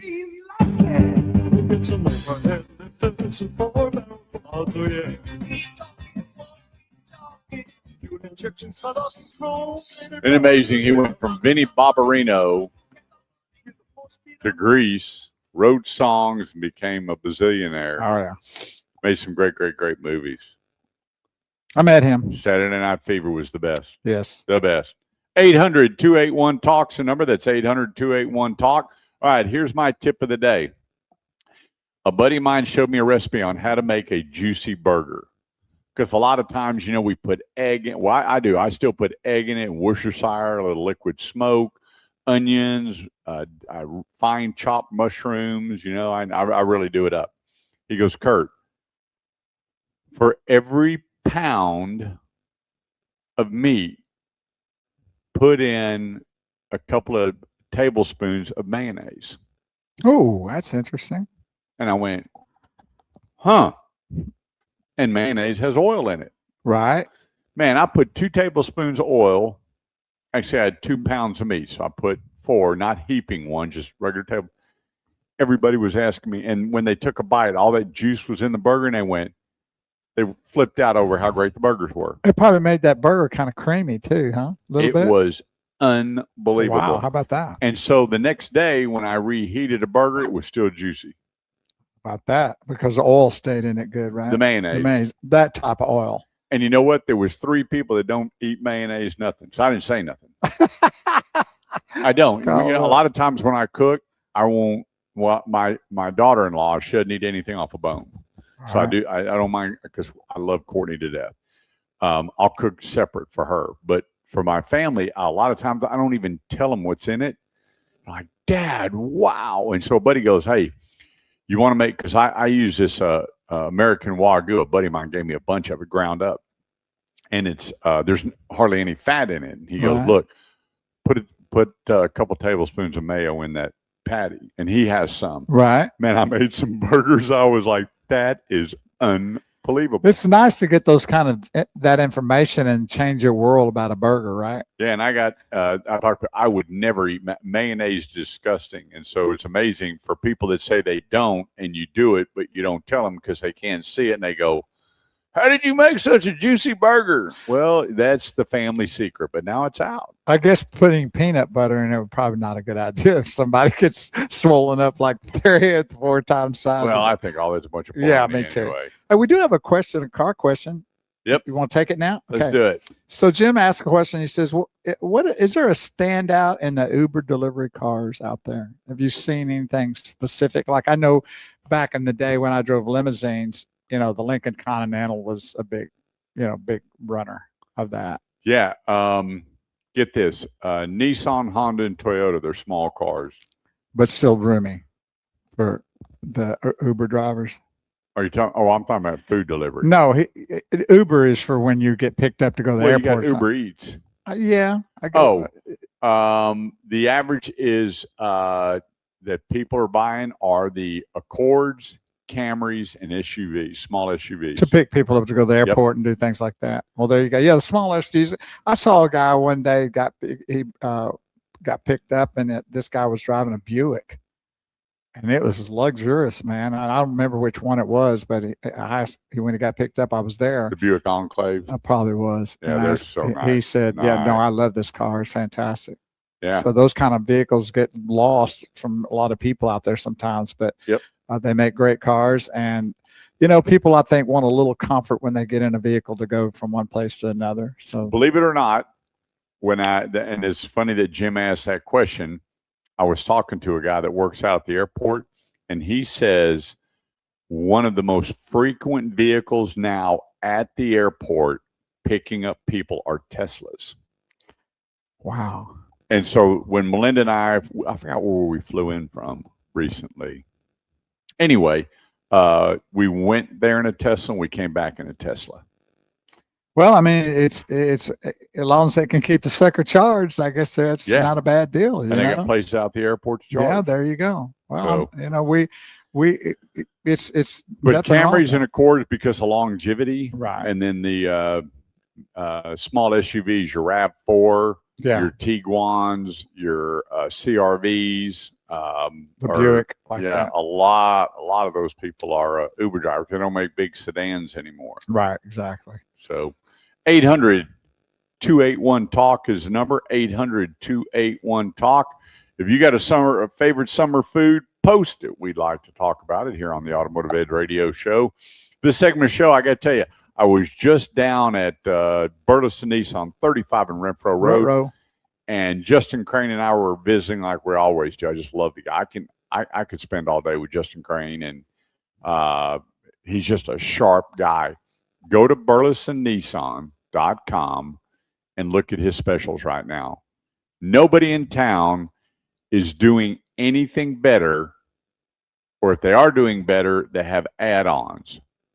And so I got a call the other day going, hey, I got this price beat by $1,100. I'm like, okay, tell me what happens when you get there. You know what he said? You guys are all the same. This You guy guys are tried all to right. shaft me when I got whoa. What did I tell you? You're not going to beat a Burleson Nissan deal. You're just not. And if it's that what they call catch and release. That's And funny. you won't have that with Justin Crane, managing partner, burlesonnissan.com. 3 cars under $25,000, brand new. Check it out. The new Nissan Sentra is out. Redesigned, nice. They got a lot of vehicles being totally redesigned. And I posted the other day on my Facebook page the Murano. People don't associate luxury with Nissan, and you're missing the boat if you don't take time just to drive the new Nissan Murano at Burleson Nissan. I got in that thing and drove it and went, this is darn impressive. And it takes a lot to impress me when it comes to luxury. It does, because I like that big, meaty feel. I like the quietness. I like a great stereo, because first thing I do is plug in my disco. Good listening to disco, good listening music is paramount for my health. And the Murano, man, that guy got in there with me. We loaded in my Spotify, and I'm jamming down. Unbelievable that the Nissan Murano, if you're a luxury vehicle buyer, I'm telling you, it will fit a lot of bills. The place, burlesonnissan.com. All right.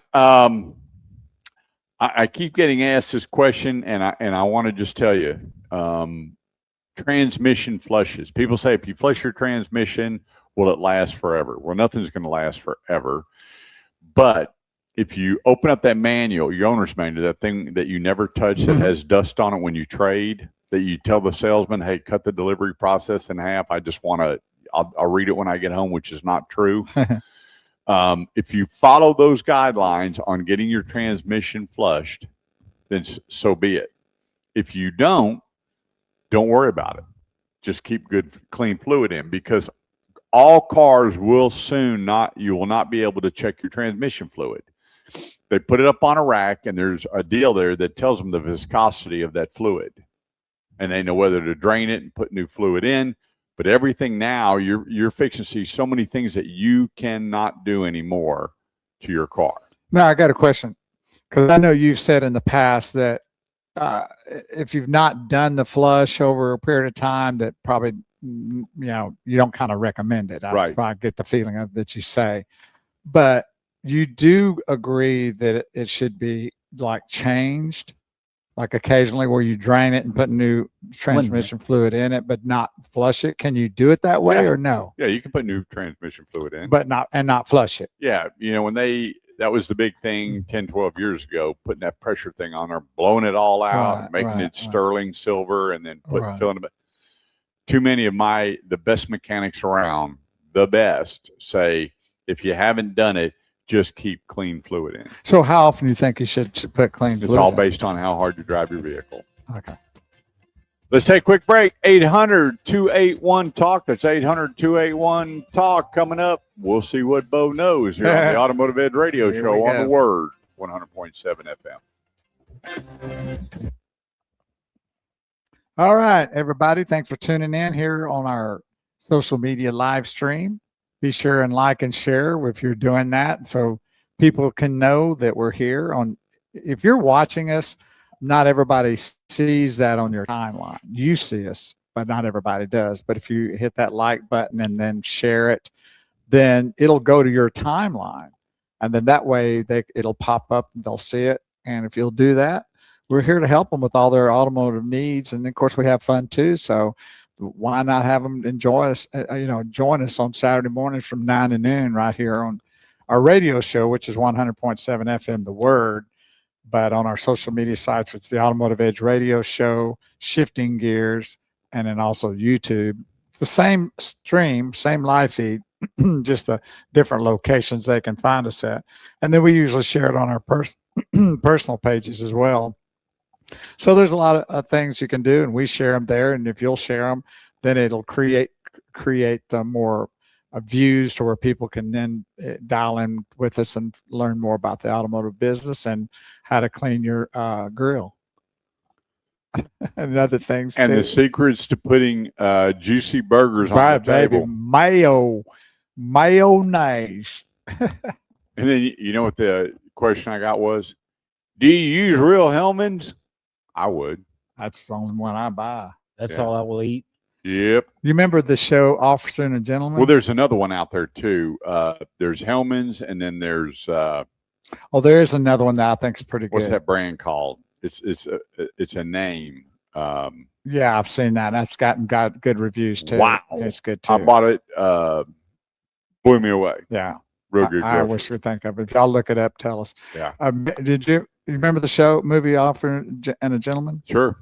And the sergeant used to call, what's his name? Mayo. Get over here, Mayo. Mayonnaise. Sometimes he'd call Richard Gere and God, what was the black sergeant? God, he was a great actor. Oh, it was Oh my! Oh, I wish you hadn't done that I know. because I remember when he called him in the ring to fight. Oh boy, they got after it, man. He was serious, wasn't he? Yeah, great movie. God, what's his name? I almost have it on the tip of my tongue too. If anybody's out there listening, Mayo, you want some of this? yeah, mayonnaise. That was a great. I've watched that movie a bunch of times. I love it. Great show. Yeah. Yeah, when he goes in the factory and carries her out. And, Yeah, I didn't like the guy killing himself over the girl though. yeah. Louis Gossett Jr. Louis Gossett Jr. Yeah. Well, good morning, Monique. Deborah Winger, boy, how great was she in Yep. that movie? Charlie Davis, my brother from another mother. Yeah. Charlie, I bought some seafood the other day and about fell over. I cannot believe how expensive that stuff's gotten. Yeah. Well, They wanted $35 for 7 scallops. Did you tell them thanks? But I was no like, thanks. Good gosh. It's funny. Well, And you know what I found is there's a little piece on the side of a fresh scallop that you pull off, which is part of the muscle Oh yeah. that helps connect it to the shell. And I asked her, I see these fresh scallops. He said, yeah. And he held them up. And I said, buddy, those things have been cut, which means it comes out and they punch it because it's compressed seafood. That ain't a fresh scallop. It takes away the freshness. And then I when look they do over, he that. goes, we have these over here, and they're like $7 Or a friend. a piece. Bus Yeah. driving is drunk driving. Yeah. Brought to you by I don't like scallops. You like mine? Well, I haven't had them. See, I air dry mine Uh-oh. and then season them and put them out. Bo, bo, You're up. bo. Bo. Bo. Yes. And I am Bo. Here on the Bo Knows segment of the Automotive Edge radio show. And if you just joined us, we are here every Saturday morning from 9 a.m. to noon right here on 100.7 FM The Word. And we do talk cars. We're here to help you with all your automotive needs. But the Bo Knows segment is usually not car related, probably for one major good reason, but we won't get Well, into tell that. them why. That's because Because Dave wants to know why, don't you, Dave? I do. Why? Pie Show Dave wants to know. Okay. Yes, It's please. because I Why? have no idea anything. I don't know anything about cars. Let's just start there. Okay. You know how to put gasoline in them. Well, you know, That's up in the air. occasionally That's up in the air. I Okay. usually try to get somebody else to get out there to do it. And, you know, if you lived in New Jersey for a long time, when we visited, you couldn't pump your own gas. And I think they just changed that not too long ago. But when Graham and I were up there, we were going to get out and pump the guy. A guy comes out there. What are you doing? I didn't know. But anyway, so I There was don't. a day that was a choice. Yeah, exactly. Well, I don't know anything about vehicles, but I'm here and why I don't know. But today, It's like that dog or cat that shows up on the porch once you feed him once, you and the can't. wife puts the milk out and the husband says no. There he is. He's still here after 8 years. Melinda put the milk out and we can't get rid of There it. it is right there. I come here every Saturday morning to get fed. But so this week was interesting because last weekend, our producer, the great producer Dave Martin, and I went and had a dinner over the weekend. And we had a good dinner, good visit. I say good dinner. Let me back up on that. We had a good visit, a good time. But during the middle of the week, I called Dave up and I said, Dave, what did you think about that meal and where we went? And he said, it was all right. I said, I thought it was terrible. And I felt bad because the stuff that was happening, they were bringing out to us, there were problems. But neither one of us, Dave or myself, brought up to them what they were. And so I'm going to ask you, and if you want to call in, do this. I want to find out a few things about what happened there. It's 800-281-TALK or 8255. That's 800-281-8255. When do you say something? Or do you say anything? And I know that people sometimes go over the top in saying stuff, and some people don't say anything at all.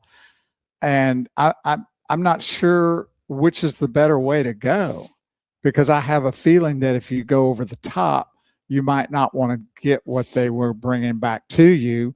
But then if you don't say anything at all, then you're just accepting what they bring you.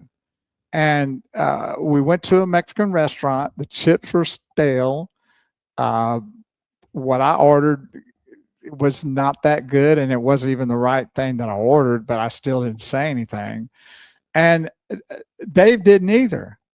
So No. I think I Dave thought and the hot sauce was the best part of it. what was that? The hot sauce was the best part of the Yeah. salsa. Yeah. And, it was okay. I wouldn't, say it was the best. No, I've it ever wasn't had. the greatest ever. So, Kurt, what do you think? I'm quick to talk. Yeah. Here's my philosophy, and I carried it in the car business for 38 years. Whether somebody is walking in and paying for a $5,000 car or a $50,000 car, why would the service change? I agree. Why would the expectation be lowered? Oh, they're just a cash buyer.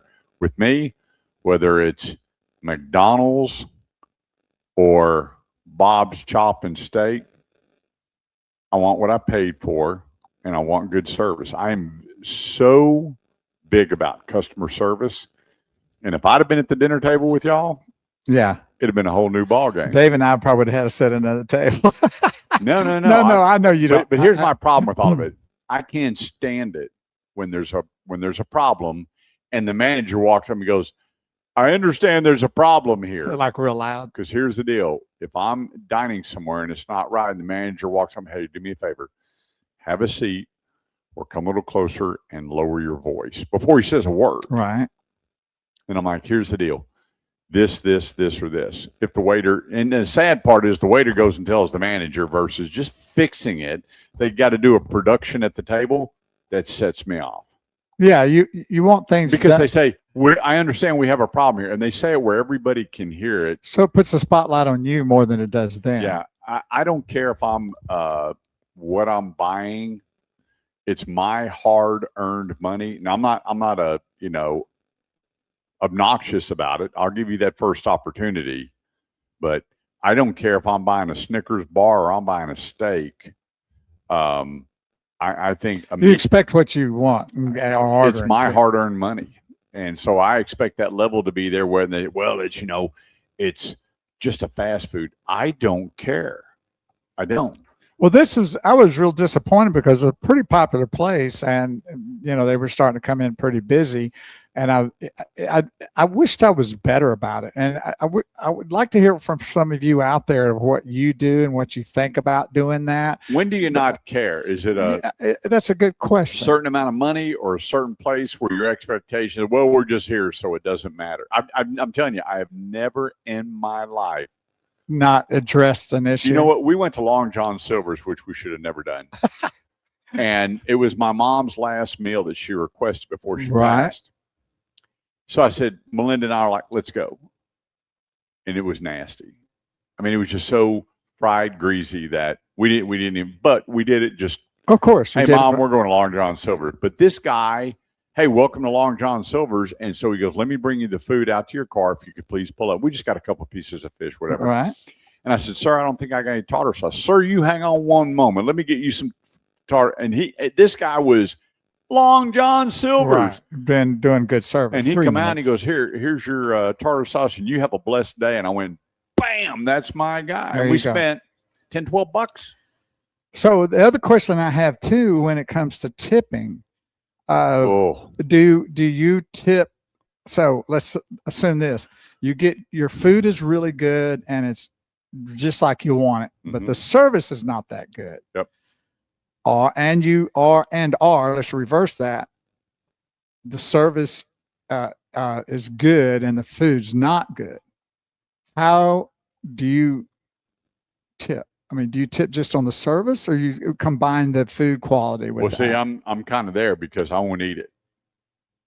If I got bad food, I'm not going to eat it. I will get up and leave. So that means you won't tip the person based on that? No. It's got nothing to do. They're not cooking the food. Right. So I won't penalize. And there's time before I left, and I'll pull a 20 spot out and go here. Right. Even though the food wasn't good. Even if I'm not going to eat. Right. I got you. But I never punish the server if they're good. for what happened in the kitchen. Right. Now, do you? And another thing too is if we order like a bottle of wine, I don't tip on the wine. Okay. Now, again, would you tip based on the food being good and the server not? Or it's based on the service? It's based on, my focus is the server. Okay. If the food's good and the server's bad, I'm not a You're good tipper. equivalent to that. If I got a good server and we're having an issue with the food, I don't punish the server.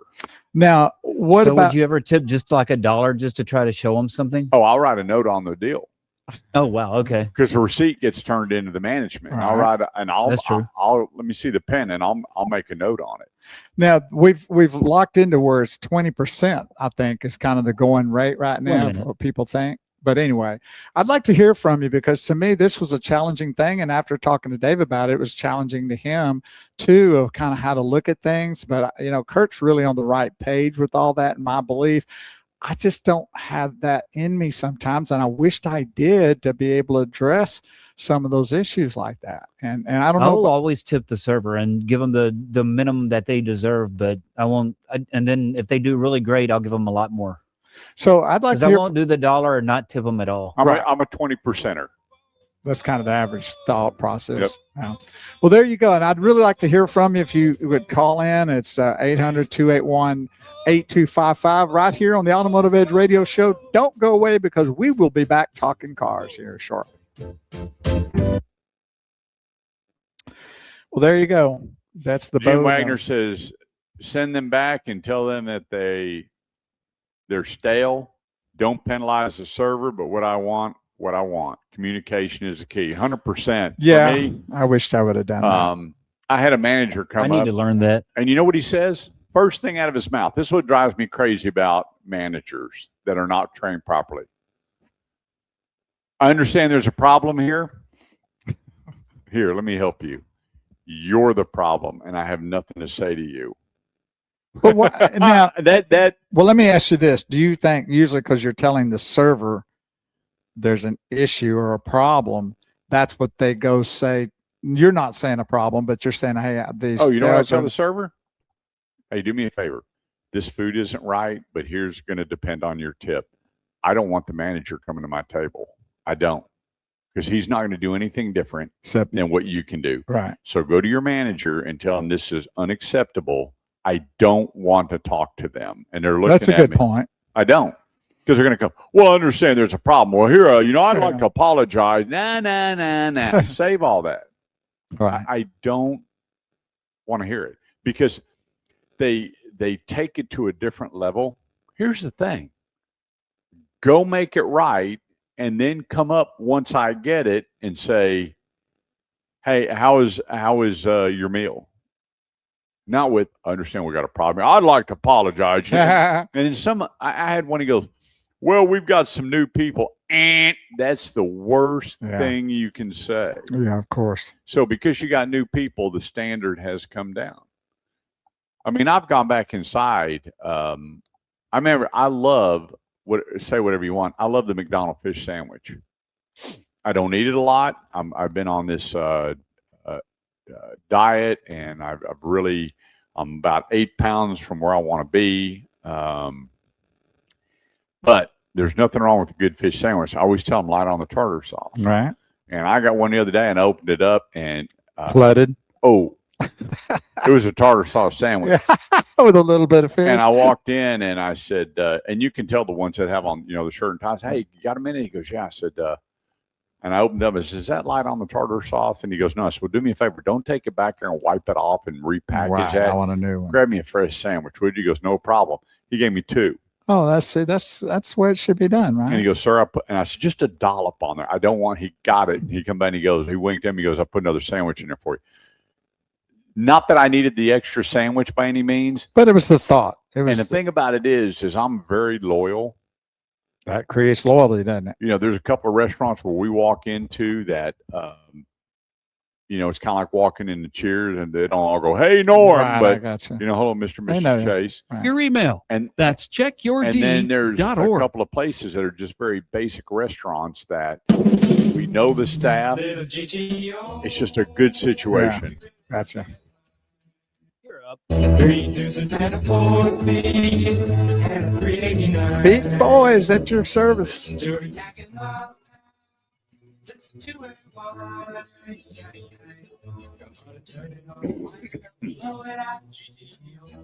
GTO. Before we get into the car talk, one other thing I want to bring up about the tipping. What do you think about the tipping when you go self-serve, you go up and order it, Oh, and they got the tip jar there, and then you got to go pick up the food? Are you into that? I don't. When I go order food at the register, I don't tip. Right. I don't either. I think that's ridiculous. And I think people handing you an electronic tipper is terrible. Well, it's creating the bad attitude towards regular tipping. It's like, I'm just here, so tip me. Yeah. I'm alive. That's why My heart's beating. Give me I a try to tip. keep cash on me and give me a cash tip Right. because I keep a right now I've got some 1s, 5, a 10, and maybe a 20 spot in there. Right.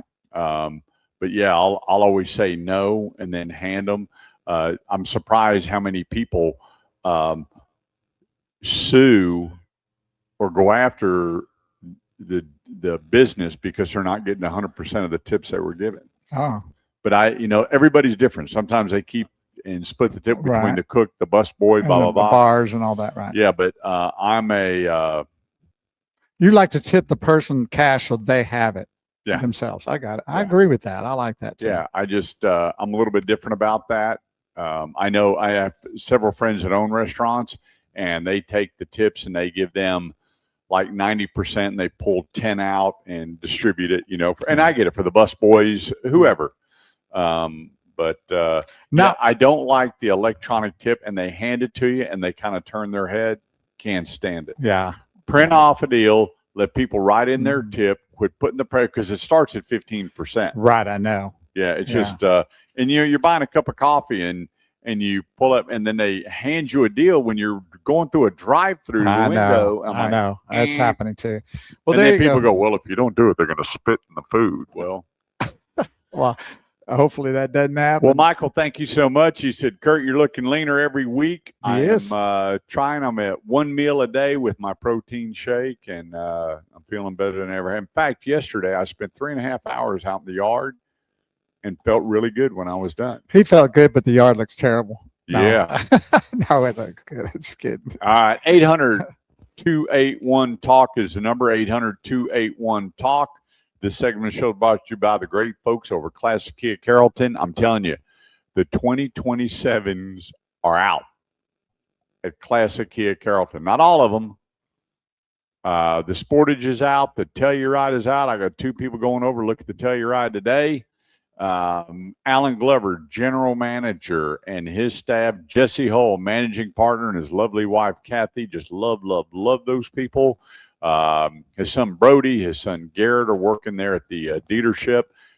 Relax and enjoy the difference. And I know it's been their mantra for many, many, many years, but I'm telling you, I've known Jesse Hull for many years, and these are good people. You will relax and enjoy the difference, whether you're kicking tires, just want to test drive, just want to negotiate a deal for maybe down the road, or take one home today. It doesn't get any better than right there at 35 in the tollway, ClassicKiaCarrollton.com. See Alan Glover and tell him that you're listening to the Automotive Edge radio show, and relax, and you will enjoy the difference at ClassicKiaCarrollton.com. Peter Piper, Pitter Pepper. Yep. So we talked a few weeks ago, and I got a bunch of emails on it saying, hey, we talked to our insurance company, and they said you are 100% wrong about raising the rates on the Hyundais and the Kias because the people are going through the headlights and stealing them. I wasn't wrong. I kept the emails from the insurance company stating That. Everybody that got a quote and got a response back due to high thefts, blah, blah, blah. And these were sent to me from the consumers from their insurance company. Okay, so that was not Kurt making up whatever. It has been fixed. My son has a Kia. They were going through the headlights and finding out a way to tap into these That is things and start them crazy. up. And he had the software downloaded, and I mean, you can still steal his car, but not that way. Okay. And so when we took a look, and I said the Hyundai Elantra, Hyundai Sonata, Silverado, which has always been that, in the Honda Accord have always been up at the top of the list, most stolen vehicles, and the Kia Optima. They don't make the Optima anymore. Okay. But car thefts are going down, because my big thing was, are you putting the right tracking system down or on your vehicle? So when somebody steals it, you know, some of these people are businesses are putting 2 tracking devices on it. So usually they'll find one, figure they got it, they drive off, and you're still tracking where that car is. But I saw it on paper. I saw the response from the insurance companies to the consumer. They sent it to me and said, well, hey, we can't buy a Hyundai right now, or we can't buy a Kia right now because they're going to kill me on the insurance. I said, well, you know what? They have now software fixed the problem. And so I said, call them back and say, hey, if we say that it's been fixed, what will you do? And every one of them responded. So I read it, I saw it, and then I pass that information on. I don't make things up, or just because of my emotions or my thought process go, let's just throw that out there to the consumer. If I tell you the fly will pull the train, saddle the fly. I promise you, I don't pull things out of thin air because either I got upset, or I was aggravated, or I didn't understand, it didn't compute, and then I bring it to you, the consumer. It doesn't work that way.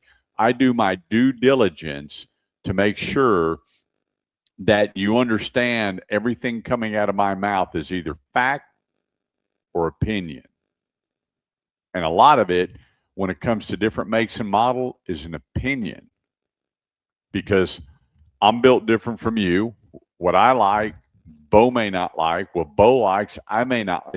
You know what? That's why the feel of the wheel should make the deal. Get in the car. You know, we're sitting here today, and I bought a new chair, and then Bo got in this. I think he just wanted the new one. But anyway, he goes, I really don't like it. I'm not that comfortable. It's not high enough. I said, flip the chairs. He got into one. For me, it doesn't matter.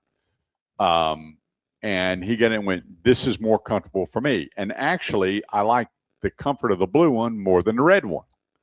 Yeah. Okay. With that, it's the same thing with cars. When people go, Kurt, what do you think? I have a guy goes, hey, if you were to buy a car right now, I'm like, time out.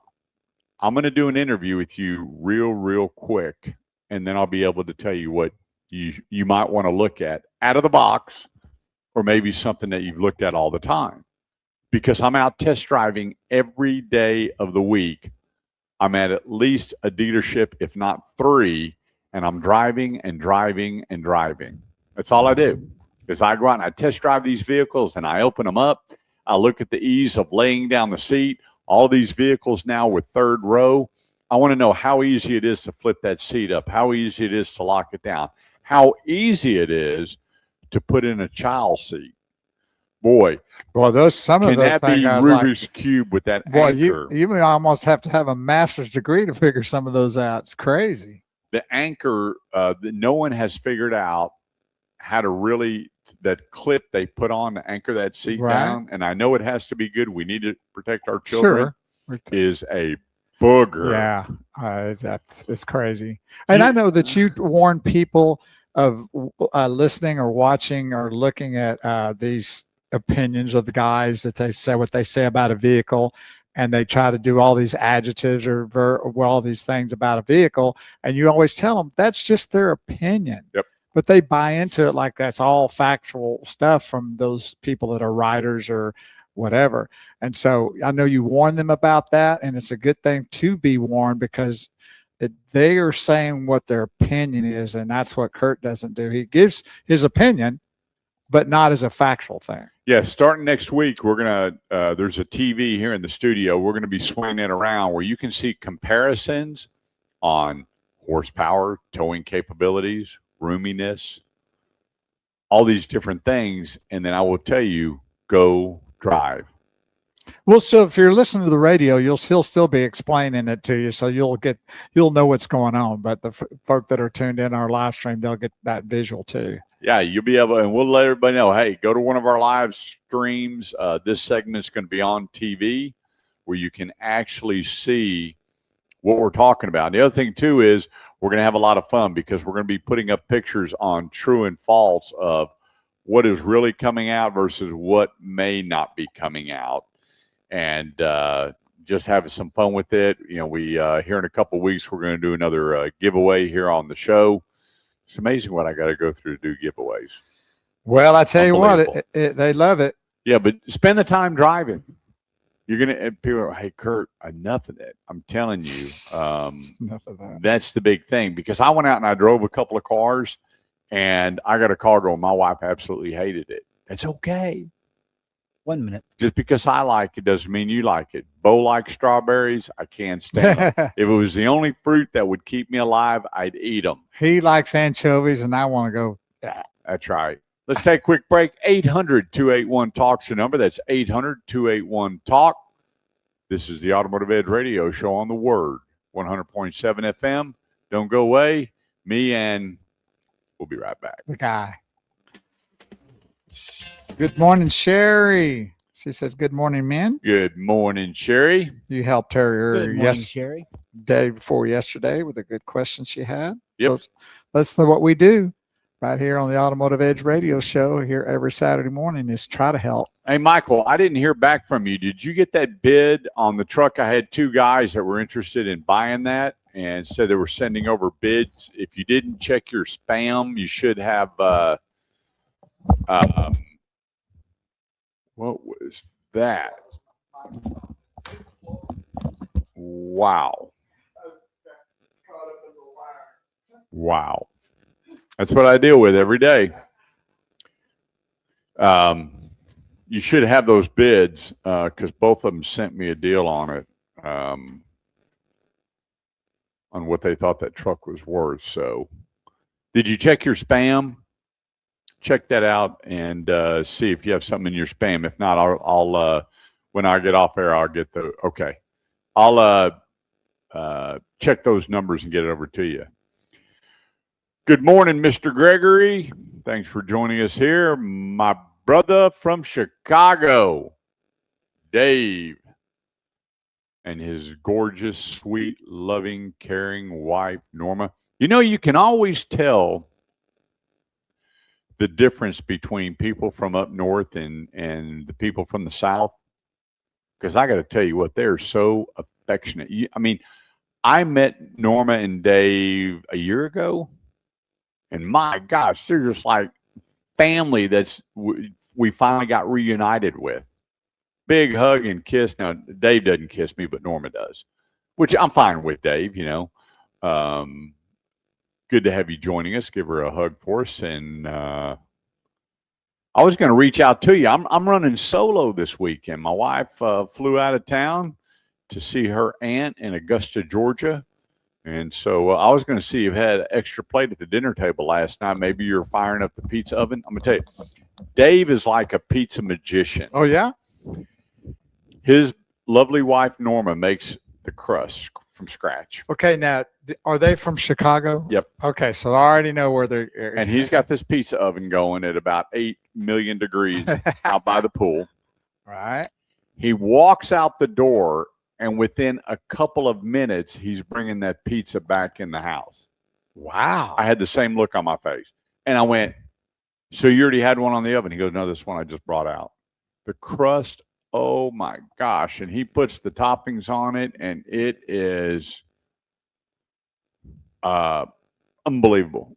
And then we wound up, I love hanging out. The people from up north love playing games at the table, whether it's a card game or whatever. And so we're there. Our pastor was there, and we had homemade pizza and played a couple of games. I love those people. It reminds me of the Saturday Night Live with Aykroyd and Belushi when they had this pizza place, and they'd come in. It was in like Chicago, and they'd come in, and they had those accents, you know, no Coke, Pepsi, and they'd say, Yeah. Well, we'd like a burger. No burger. Pizza only. What is that? What? Are you kicking the table? Oh, maybe I was. What is that?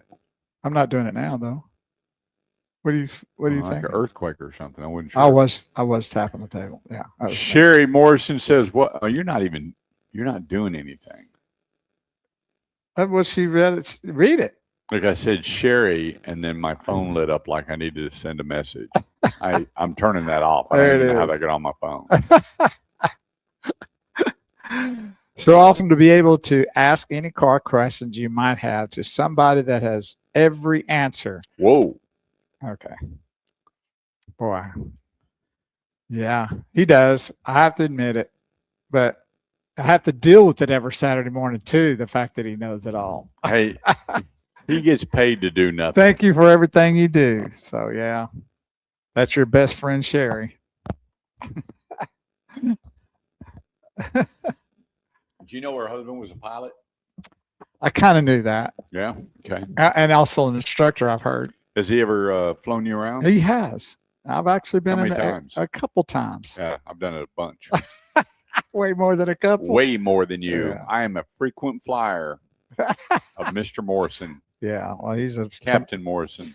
tremendous teacher. And what's cool is that when I get on the plane and Captain Morrison is flying me, Sherry makes sure I have something to drink. All and the things eat. you need. Oh, The steward, what do they yeah. call it, flight attendant? well, not a flight, just like the sweetest hostess in yeah. the world. Oh, of course. Well, yeah, they are. And she is. She's always been. But you don't get that service on the plane. Not anymore. Not since they You met never you. have. I never have. I never have. Never have. And they've always told me, and I apologize because she told me not to say anything to you about it. Well, I used to go to their house occasionally, and they'd look peep out through the peep door, and they wouldn't answer. Yeah, it was weird. know One that. weekend, a limo pulled up, drove us out to their house, and then the plane was waiting. Yeah. Oh, yeah, they treat me and the wife Yeah. so well. Well, once they found you, they lost me. Yeah, the Morrisons are deep in our heart. This they are. It just happens, you have these people. I've only known them about 40 or 50 years, but Kurt's I know. their best friend. That's good to know. That's good. and they've kept it all behind my back through all Yeah. these years. We're going to be taking the new plane to Puerto Vallarta. There you go. Ain't nothing wrong with that. I'll be out there on the side wing. You'll be the one pulling that little thing out where let the wheels roll. Yeah, I'll be taking your luggage and putting it on the plane and turning around and leaving. Bye, you have a good trip. That's right. That's funny. She's laughing. Well, thanks. Hey, be sure to share and like the show, and please, please, please subscribe to our YouTube channel. We've got some new videos going to get posted, and sign up for the newsletter. It's going out on Wednesday, and we'll get you hooked up with some great information on what's real, what's not real, what's coming out, and get you taken care of when it comes to your automotive needs. Staying on top of it. So it's got to do. Yep. And the car world changes almost like the gas prices. Yeah. A lot of things happen each and every week. That's why we're here every Saturday, because some things kind of stay stable, but a lot of things change along the way with as the world changes and life changes. It's automobile business changes the same way. Yep. So we're here to help you and to help you with what you need to know before you go. That's the mantra of Kurt Chase ever since I've been on the show, is know before you go. Because if you do, you're a lot happier camper come Monday morning after you've made Program a will deal. begin in 5, 4, So 3, 2, 1. Perfect.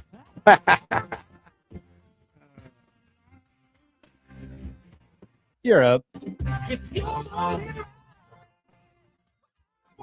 Thanks so much for joining here on the Automotive Edge Radio Show. Top of the hour, our final hour here, helping you with all your automotive needs. If you got a question about where to go, who to see, what to do when it comes to your automotive needs, give us a call. 800-281-TALK is the number. That's 800-281-TALK, or go to theautomotiveedge.com. Right when you click on it, sign up for the newsletter, and then contact Kurt. Leave me your name and number. I got another 9 empty question forms this week. Oh, wow. This is, I have a question. There was nothing there. I don't know whether you're testing the website or testing my patience. I don't know. Well, maybe maybe they're having a hard time figuring out that when they just send you an email that you're just going to respond back to them like that.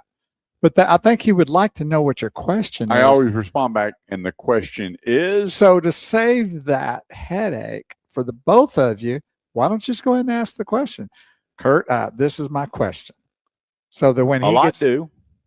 well, most probably do, but Yeah. to get 9, that's high to me. Yeah, I think one of y'all is just out there punking me. Well, 8 of them were me. Yeah, I knew it. There had to be something there. That's right. Anyway, if you got automotive need, go to theautomotiveedge.com, subscribe to the newsletter and our YouTube channel. We got a whole bunch of stuff coming out this week because the 27s are coming in. Remember, June is the end of the physical year in the auto industry. We're now the 25s are, we do have some lots that have a few 25s. A lot of 26s out there. That inventory is going to start diminishing. 27s are coming out. Take advantage of the deal now because I went through everything that I could possibly go through to see what are the changes from Mercedes, BMW, Lexus, Kia, Ford, Chevy, Honda. And there's a lot of refreshing this year. It's not totally redesigned. It's refreshing. And some of it's pretty cool. Some of it's very basic. I'm really blown away by what's going to be coming down the pipeline on the new Corolla, new RAV4. This kind of, I don't like using the word masculine, but this very aggressive, different design. Muscular? That Toyota, we see in the Lexus. My next door neighbor bought this $90,000 Lexus. And I'm like, I don't see 90 grand there. I hope they're not tuned in the show. Mike, I love you guys. But it was an anniversary gift. They've been saving and saving and saving. And she bought this rig and it looks so off-road, muscular, bad to the bone. But then you get inside, it's Lexus. But the outside, I went so not what you would think that somebody rough and rugged and ready to go for that series of vehicle. I didn't all get through it. the mountains and through the woods and all that kind of And thing. so now you're going to see that on the RAV4. You're going to see it on a few more products with Toyota because they started with Lexus and people are digging it. It's popular. That's the whole thing. It's you look at what Nissan did with the Armada. They now have the off-road, this meat and potato $80,000 rig. I don't know how many of you would be taking it camping or off-road or whatever. You just like that rugged look. Yeah. Because what's cool about it, the thing that I like the most is the look. I'm a visual guy. I'm not really big on, but man, when you get inside and drive those things, it is unbelievable. Top notch, huh? Yeah. And then you step away and go, ooh. Do you not like that rugged look? No. See, I do. Not for that brand. I mean, I would not go spend, on average Lexus about $68,000. I want that luxury fit and finish on the outside and step in and really get that wow. When I walk up to Lexus and I see that you want the beauty on the outside as well as the inside, not 100%. like see, but we're seeing that in all the different manufacturers. Yeah. And they're top dollar vehicles. It's a trend. It's a really big thing right now, but I dig it. I love it. I do like that look. I like the wheels and the tires they put on and that rugged look that comes across like I'm kind of bad out here on the road. You know what I mean? I think people like that feel. It's like, for whatever reason, in the 90s, there was a big move. More women were buying trucks than ever before. Well, it's similar to and that was the big trend. They were really bringing. I remember when they came out with the color iris, right? And boy, did it attract women. It's got that pinkish looking, whatever color. Right. And all of a sudden, boy, women have jumped into being the primary buyers for trucks. Well, and also, what about a lot of women with Jeeps? Yeah, I think there's probably more women in Jeeps than guys. Somebody That's needs what to I help think. me. What's the deal with the ducks in the Jeeps? Quack quack. I don't know. This lady had more ducks on her dashboard. I don't get it. Okay, Sherry, you got to tell you got a Jeep, so you got to let us know where that originated And from. so I was at Grapevine Dodge, and inside their boutique was all these ducks. all these ducks for sale. Different ducks too. Oh yeah, they're all different. Well, Barbara Ann buys ducks and gets ducks, and every time she sees a Jeep, she leaves one like on the what do you call it, the hood or something, so they can grab it and put it in their Jeep. And she don't even know why. She just saw these ducks, and now she's in the game. All right, if you know what's going on with the ducks, call us. 800-281-TALK. That's 800-281-TALK. Now, here I am, the car guy, and I've never researched why people are putting ducks in their Jeep. I don't. Well, we need to know. But this lady, she pulled up and she said, I said, how many ducks do you have in here? She said, I actually had two rows, but I got pulled over. Oh, really? Because it was interfering with her side. Yeah, because you had that black strip that goes, right. It can't exceed that. Now, why would you anyway? Why would you want to be looking through ducks to see the road? But well, they're kind of quacky, but that's even a problem if you hang stuff around we found out through Judge Gregory, if you hang even like, what is when your disability thing, that a tag or some other tags, or people hang handicap. The handicap. Dice. Excuse me, Dave? They hang dice, those stuffed dice. I've seen those hung on the rear mirrors. Anything they can pull you over because they can look at that as a sight obstructive view. Yeah. So especially with two rows of ducks. I didn't get it. So I don't know what the duck's all about, but they are selling, and now there's a special line of ducks coming out for the Jeeps. And there you go. Well, what a marketing deal, kind of like Pokemon, all the rest of it. Everybody just jumps on this trend. And well, I was back to the original thing is that I believe there's more women driving Jeeps than men. They like that rugged kind of thought process. Well, we went through that, which we're going to be doing here in a couple of weeks on who buys what the most. Right. And women are definitely the top buyers of Jeeps. Yeah. And so that's a rugged thing, though.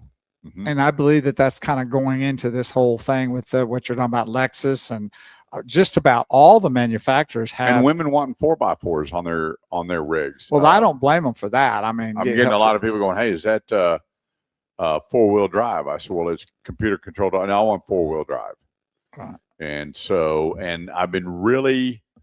thought it's been really cool here lately is how many women have contacted me for pickup trucks. Well, I mean, it gives them a sense of, I don't know, maybe protection is a word. Maybe there's there's sense of, not being so out there where it's an unspoken club is what Ronnie Swain says. Why didn't you call in and tell us so everybody could one hear? time, and I own 10 Jeeps. Tom Hammond, ducks are placed in the Jeeps as a part of a tradition called Jeep ducking, where owners leave rubber ducks on other Jeeps. Well, I guess like Barbara Ann's doing. Right, exactly.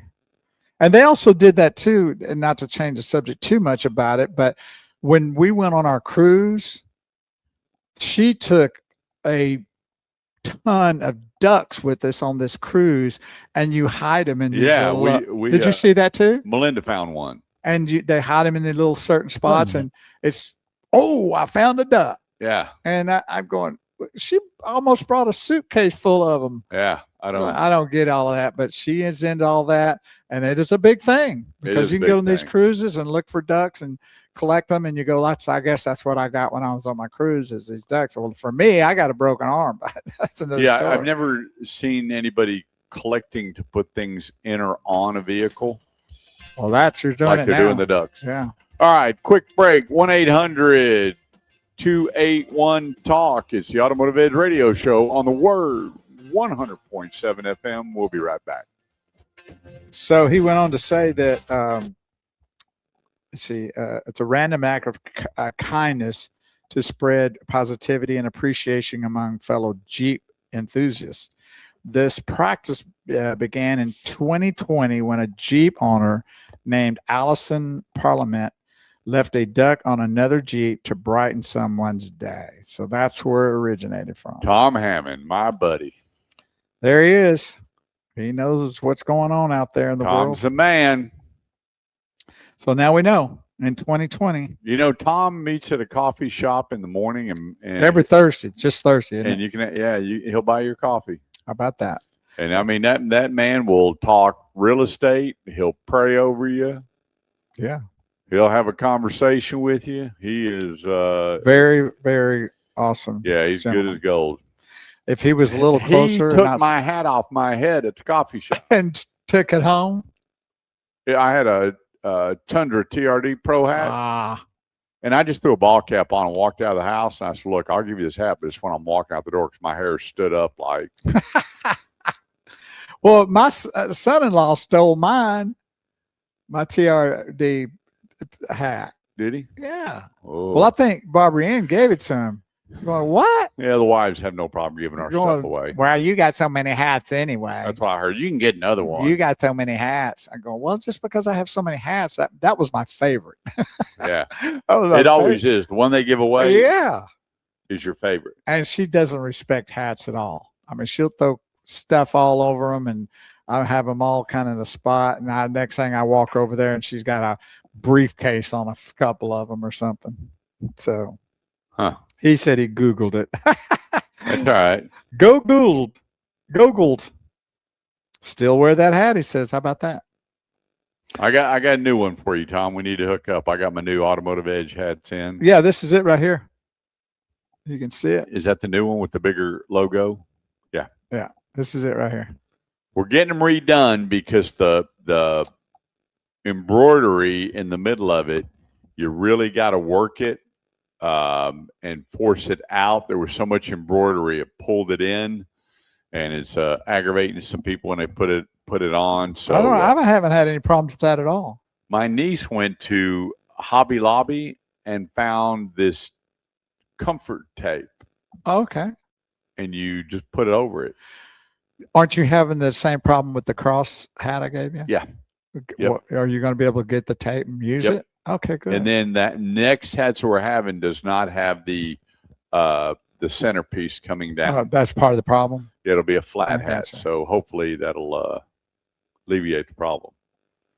Ronnie Swain said he didn't get one, but I thought, you were supposed to give him a hat, weren't you? On the something. Where you the said. results are sent directly. We'll to get your you one on email. the 23rd when That's we get together. I always checkyourd.org. keep a bunch in my car. Yeah.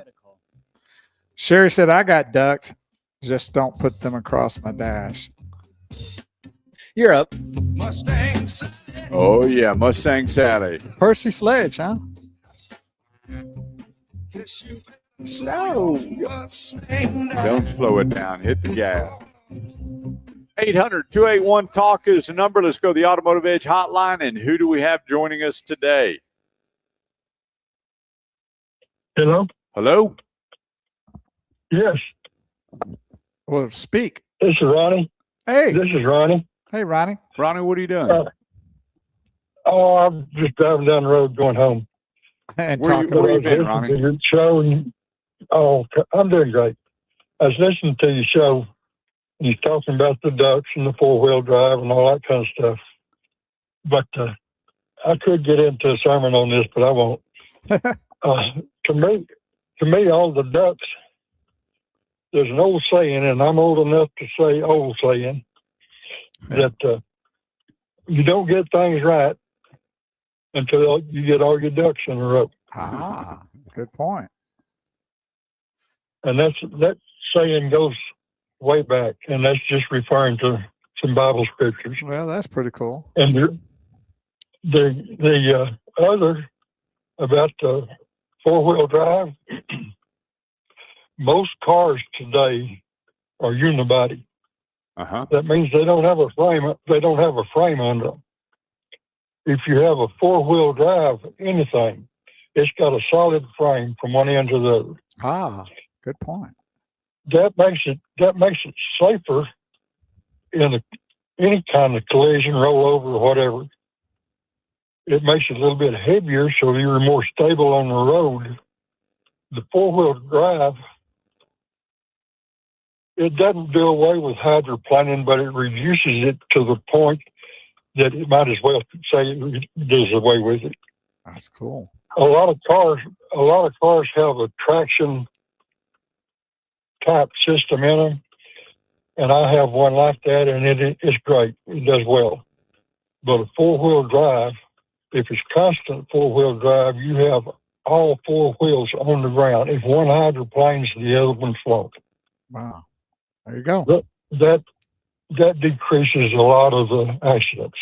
Yeah, the only time that four-wheel drive is not going to help you is when there's ice. And whenever my salespeople, when the storm would hit, I'd make them park all the trucks and get a front-wheel drive vehicle and take it out. But you're so correct on that, Ronnie, is that now with this four-wheel drive system, the computer will actually transport the power from one side to the other or wheel to wheel. If one's not catching, that system will kick in and pick it back up and take over, where you're getting a lot more traction on the ground.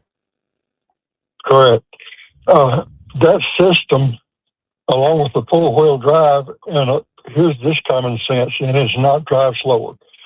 If you will let 2 or 3, maybe 4 pounds of air out of each tire, that gives you more surface on the road.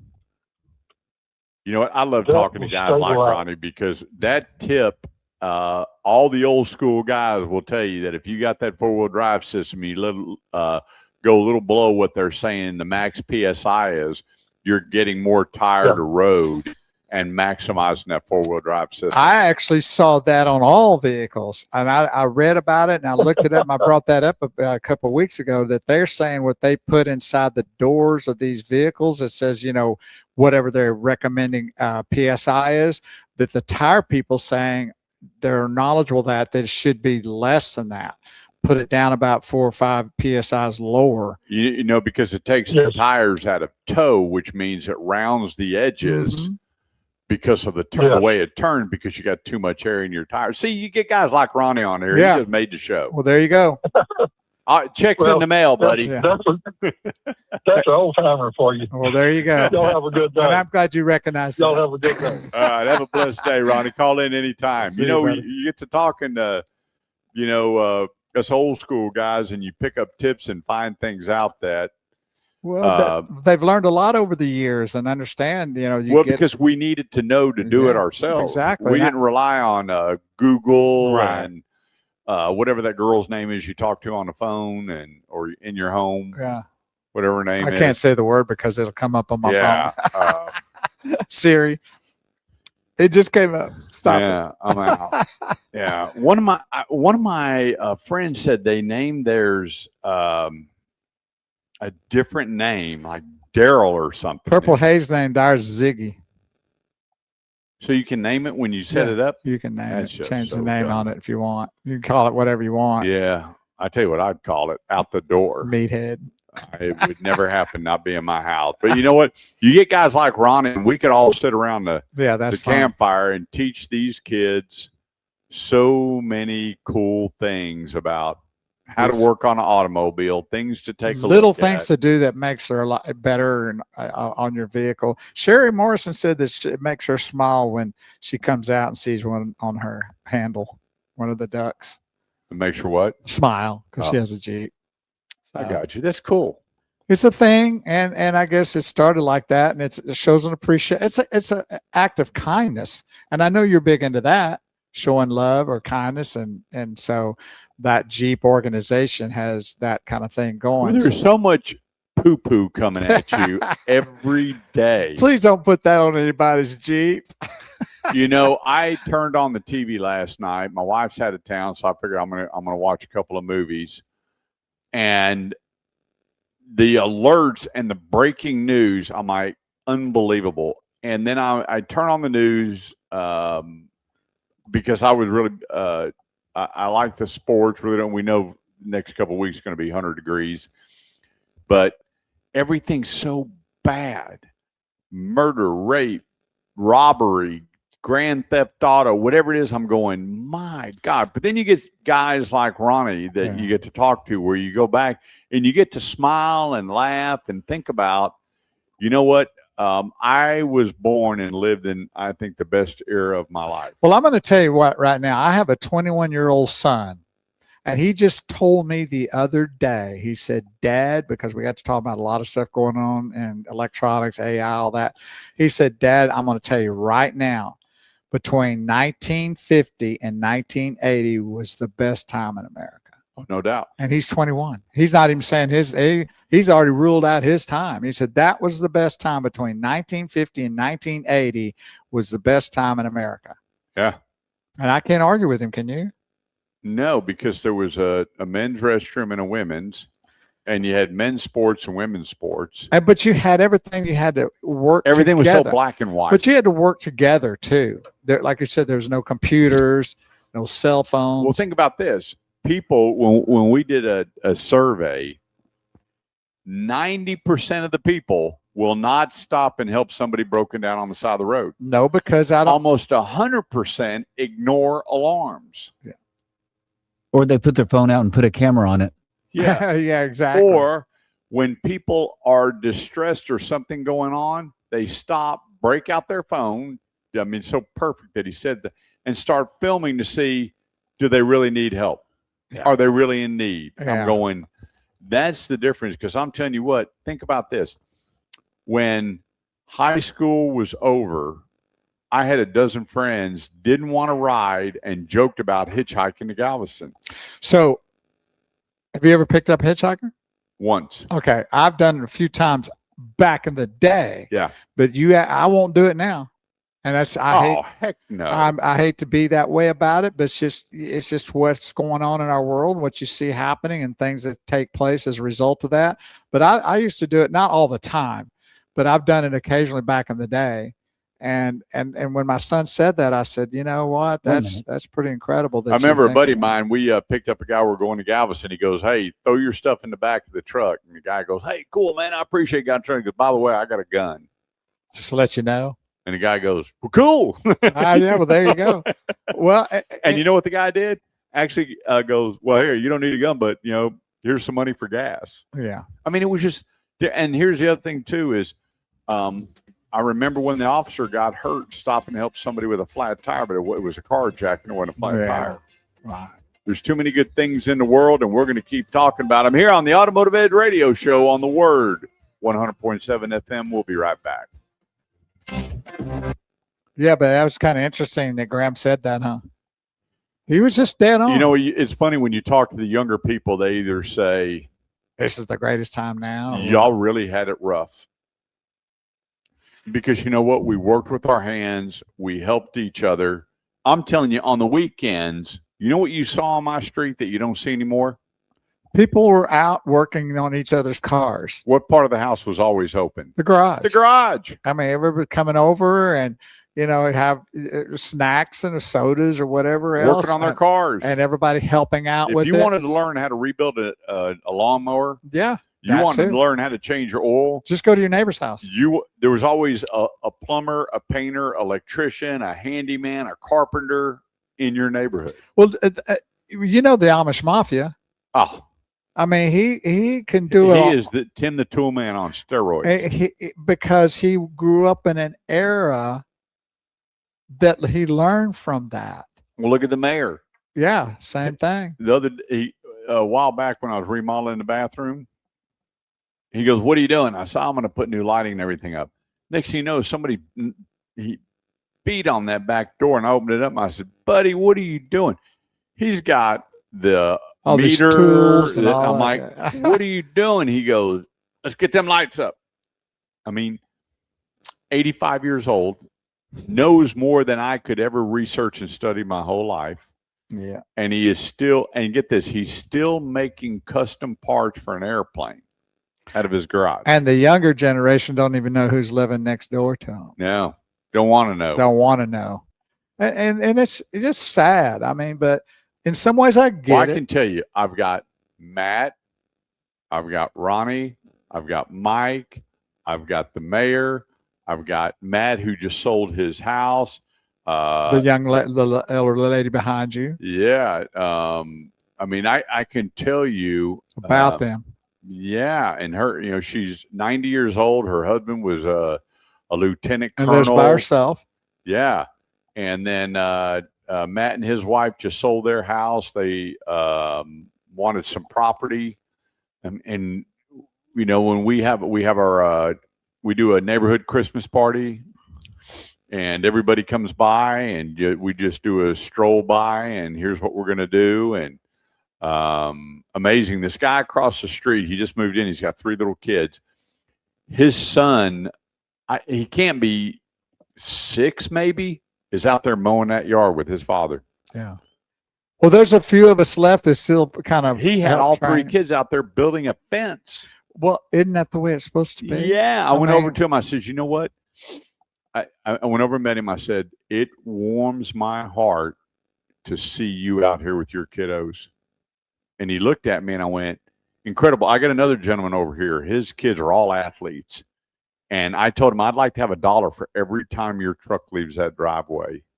And he goes, yeah, we're always on the run. And I said, I want to tell you something. This world more dads like you. And he looked at me, but that's the way he's programmed. Well, and that's the way they're supposed to be programmed. Hey, one of my best friends just tuned in. Oh, yeah? Yeah. Let me see. Gary Coker, probably. Gary's one of them. Yeah. Who else? They would probably. You stole all of mine, so I'm trying to see who that might be. That'd be Wesley. Okay. Come on, Wesley.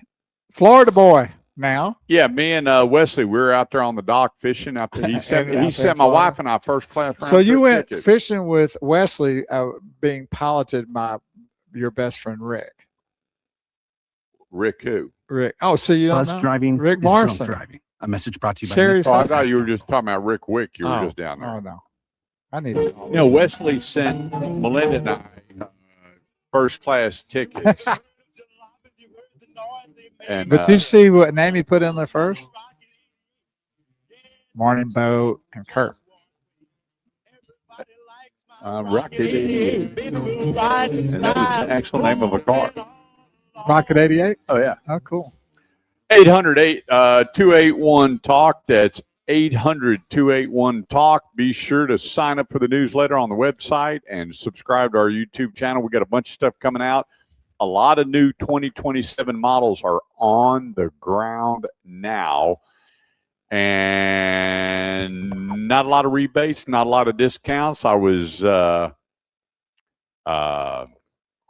going through, you're seeing discounts 500, 750 just to kind of get the 27s out there. But the big money is on pickup trucks right now and big SUVs. For trades, you mean? To buy. Oh, okay. It is incredible what they're doing on pickup trucks right now, moving the inventory. Well, Wesley, but we did. I must have missed it. He didn't want to hurt your feelings that we've been out there hanging out with them. Wesley, I got some things to talk to you about later. So anyway, if you got automotive need, go to theautomotiveedge.com, shoot me a message, and let me get involved. I just want to cover something. It was a big week when we were I was going through all the numbers with the listeners, and they're going, hey, did you get your vehicle? Yeah, we did. I had some people send me some really cool pictures next to their new vehicle. Over the last 10 days, in 10 days, from their trade-in value to the selling price to the money they saved in finance, get this, $64,000. Wow. $64,000 that we've saved the consumers between trade-in, selling price, and finance. Big numbers. And all of those three operate together on every sale. When you look at every sale, those things all come together to where you're saving, and it adds up. Yep. Now, here's some other numbers that I want to run through real quick. Trade-ins. Last month, from last month to this week, they decided to trade in.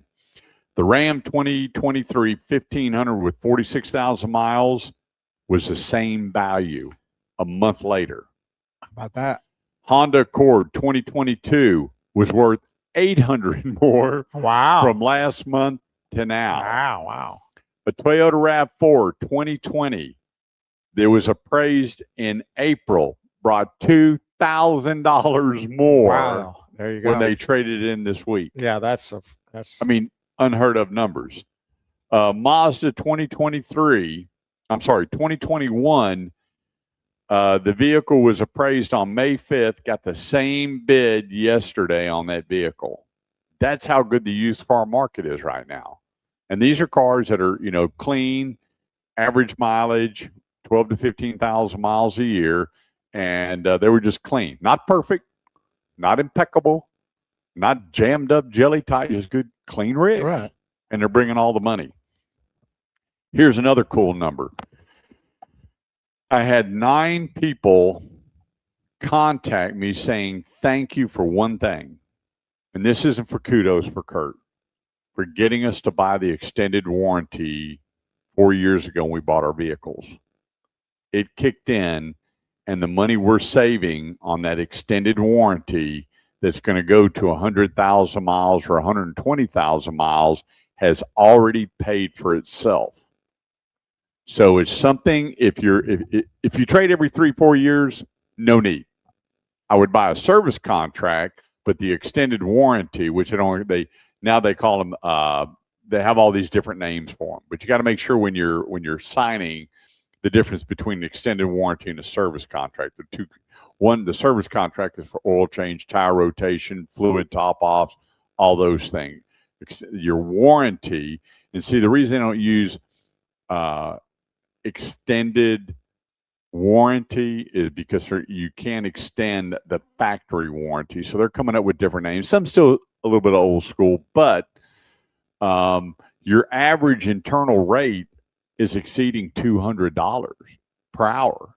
And then with the markup on parts, because so many of them have been so hard to get, these warranties are coming in really, really handy. But if you're trading every 3 years, don't waste your money, because you got a 3-year 36 bumper to bumper, excluding wearables, on just about 99% of every product out there. Some are a little bit longer now. With that, you're buying a warranty to blanket a warranty. If you're going to keep it forever till the wheels fall off, get you an extended warranty and negotiate it. Extended warranties are negotiable. They are 100%. Okay? So, I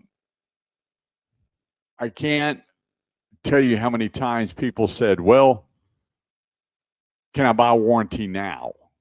Yes, you can, as long as the vehicle meets the standards to warranty. Okay? If that vehicle's been wrecked, you're not going to get an extended warranty.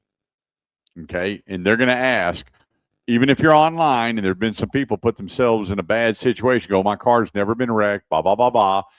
They take it in the shop, and then the mechanic that's doing the work, when he files that insurance or that warranty, says, this car has been wrecked. Were you aware of it? They will decline payment, and then you're on the hook.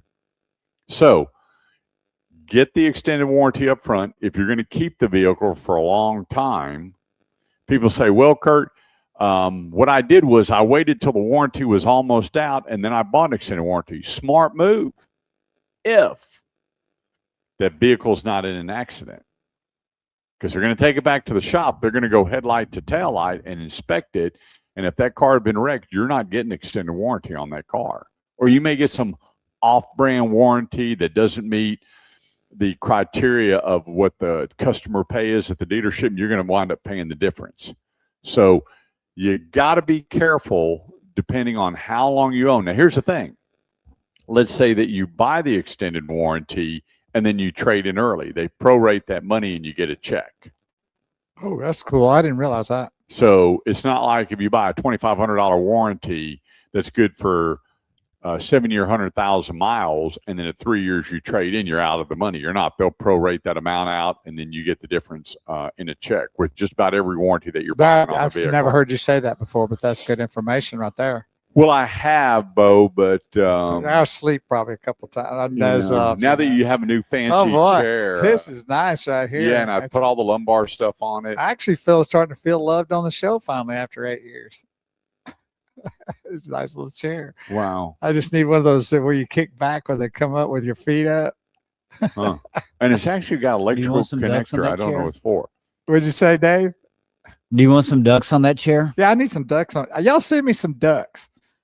Oh boy. I want- So anyway, take a look at the warranty. The average warranty right now is about $2,800. Depending on how much cover you want, there are some that have no deductibles with a rent car, and it covers wearables for so much time. There's other warranties out there, but your standard warranty about $2,800. It's going to cover you 7-year, 100,000 miles. And take a look at it on how long you own the car. Things change, circumstances change, where you go, wow, I just spent all that money. You're going to get the difference back. Remember, though, if you cancel the warranty, and a lot of people contact me and go, hey, if I cancel the warranty, that'll lower my payment. It does not. It comes off the back end of the note. You're going to get the difference on the warranty on the cancellation. It's going to shorten the payments, but it comes off the back of the note. It doesn't refinance itself and recalculate the payment. Lower a lot the of people payment. think it does. Yeah, it right. does not. Quick break. We'll get things wrapped up here. 800-281-TALK is the number. I'm Kurt Chase with the great one, Big Wheel Bo Carver. Don't go away. We'll be right back. Tom Hammond said he sent a friend to your website the other day to get a value on his Jeep truck. He's looking to buy a Chevy or a GMC truck. His name is Ryan H. I did not get an appraisal. Well- I didn't get an appraisal on a Jeep for sure. Well, Give him my number, Tom. You've got my cell number. Have him give me a call and get the information. But I go through my spam every day. well, also you were kind of down for a few days too because you were a But I mom. went through everything. You saw all of that. So, Tom, acknowledge that you got this information to have Ryan give Kurt a call. Oh, yeah, because Tom has your number, right? Yep. Yeah. Let us know if you got that information. Well, we have a visitor. Look at here. Which one is it? Lola or which one is this one? Here's my Bernie Doodle. This is Luca. Hello, Luca. Oh boy. They don't like on. It's like a lot of our friends. They don't like to be on television either. Here comes Lola. Come here, Lola. Oh boy, here we go. Come on. Fighting to get on. Fighting to get the Uh-uh. attention. Fighting to get the Hang on, attention. y'all aren't supposed to be in the studio. Where's Well, Lola? we're here now, though. What are you going to do Where's about Lola? Look at Luca blocking her out. Come on, yeah, Lola. of course. Come on, Lola. Come on. Looking at Lola you ain't like, coming up. looking like, well, come get me. That's what she's saying. There we go. Yep. Oh. Luca and Lola in the studio. Yeah, Okay. the Bernadoodles. Bernie Doodles. Get it right. Whatever. Yeah. Let me tell you, my wife's been out of town, and these dogs are like Not happy. Whoa, Tom wait. said he got it. Okay, thank you, buddy. Just give him Ryan Kurt's number. Yep. So there you go, and that's what happens sometimes. That if you, some stuff goes into the spam sometimes. So never give up. Yeah, I'm going through my But your spam phone all number the is on time. the website, isn't it? Yep. So call him or text him. Yeah, if you don't hear from me, call me. But I'm telling Yeah. you, I'm checking everything, and so And if you have trouble doing that, you can email me at bocarver@hotmail.com. It's BOCARV like in Victor ER at hotmail.com. And then I'll pass the message along to him. yeah, Kurt Chase at Yahoo. There's several ways, but my cell number is on the website if you want to talk to me directly, Yeah. and we'll get you hooked up. Good show. Yes, sir. Thanks, Appreciate everybody tuning in. We love you. And I Yes. mean that sincerely. We love you. And we got a lot of people still tuned in. We appreciate that on this Saturday before July 4th. And I see that the fireworks stands are wide open, baby. Gosh, did you see that one that went up in flames? No. Wow. Where was that at? And it was 4th of July. That thing was huge. And The whole thing. Well, everybody was pulled over, and the guy goes, break out the popcorn. I mean, this thing went on like and a war, on. right? And, the fire Need department your was email. there. And That's checkyourd. by the time they got there, I mean, it was. Well, the problem, you got to look out because some of those bottle rockets, like shooting ammo. Oh, they're going everywhere. You got to. And then finally they turned the water on. Everybody's like, boo! Of course. That's right. Hey, I want to thank everybody for joining us here on the Automotive Edge radio show on the Word 100.7 FM and all our live feeds, Shifting Gears, YouTube, LinkedIn, the Automotive Edge Facebook page. Be sure to like and share because there are people out there that we're helping them after the fact. And that's not good. I have a lot of great connections in the auto industry, but I can't walk into a dealership and go, hey, I have a radio show and you need to correct that deal. We're going to redo this deal. Hey, I'm Kurt Chase, 38 years in the auto industry, and you need to back that deal out and redo it. I don't have that power. It'd be nice to I have am it. not a superhero. I'm just old Kurt Chase, blue-collared guy that loves the industry, but most of all, I love helping people. And remember, all that you can pay me back is a handshake, hug, or a prayer. I'll take all three. But let's get it done right. Let's be proactive, not reactive, because then when you go back, you're mad, you're upset, you're going to bash them on the survey, which kills the salespeople's pay plan, even though they're selling the cars and presenting you numbers from Oz, and things just don't go well. And so we want to make sure when it's the second largest purchase of your life that you're being taken care of. From hello to goodbye. Bo's segment, Bo Knows, today was, how much do you have to spend for great service? What is it? Do you expect great service at a fast food restaurant? Do you have to spend a lot of money do you have to go to Neiman Marcus to get that kind of service? I don't believe so. It's what we mandate, what we expect, what we want out of life. And when we start holding people to a standard in a nice manner, Right. we start changing things. Employees don't just hire whomever. I was at a fast food restaurant the other day, and this guy was picking his nose. I went, Wow. I said, turn over and look at that. He's like, oh my gosh. And I went, how many of his boogers just went in French fries? Boy, man, I was hungry until you said that. You know what? Let's set a standard, but be nice about it. Let's get what we deserve, because we all work hard for our money. This stuff doesn't come free. And everything's going up, so it's even worse. It is. A few years ago, and it's just what we were talking about. And I want to be better at it myself, and we all need to be better. Is to show the folk that we expect what you're offering, and not just take what they give. Well, I will say this. I am so proud of the Texas legislature that they're putting Bible back into the schools. Beautiful. God, family, and career is the way I rate my life. If that doesn't work for you, you don't have to tune in. But I'm not going to change that. And I try to live that every day to the best of my ability. And that's what I bring to the show, is that we want to put you with the right people, doing it the right way. Is it all going to be perfect? Absolutely not. But it's going to be a whole lot better. And the thing about it is once we're connected, from hello to congratulations, or from hello to we're just shopping, or whatever the case may be, we're going to be through it the whole time with just a simple handshake. And I'll take the prayer over all of it, because we need prayer. We need more prayer. Especially Kurt. Kurt needs a lot. But as long as we're putting God first in everything that we do, we won't fail. It will be on his time, not our time, but we'll all come through this together. It's like the game of Red Rover, that We all joined hands, but something's going to get through. But the next time we joined even tighter, and the next time even tighter to prevent the problems coming through. It's not a perfect world. Problems are going to get through, but we heal better by coming together. We fix things by coming together, and life is better when we come together. And we do that first in prayer and then just helping each other. And that's what really bothers me in the world today is we're scared and we're hesitant because of the bad that's out there, where so many people fall short or things happen because nobody stopped to help.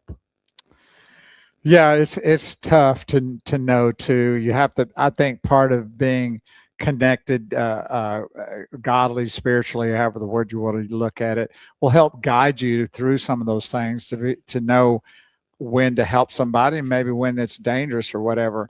So but the best thing to do is when you can and know that you can help someone in a lot of different ways, then do it. Yeah. That's just the number one thing. And so I think we drop the ball a lot of times because maybe one thing, we've had a bad thing happen, but then we see all the opportunities to help, but then decide not to. Well, my sister has guilted me, Deanne. She says, you know what? You don't know that that's not Jesus standing there with the sign. That's a good point. And I went, I always give the people standing there. If I got money, I give it to them. I do. Whether it's $1 or a handful of change, whatever I reach over and grab.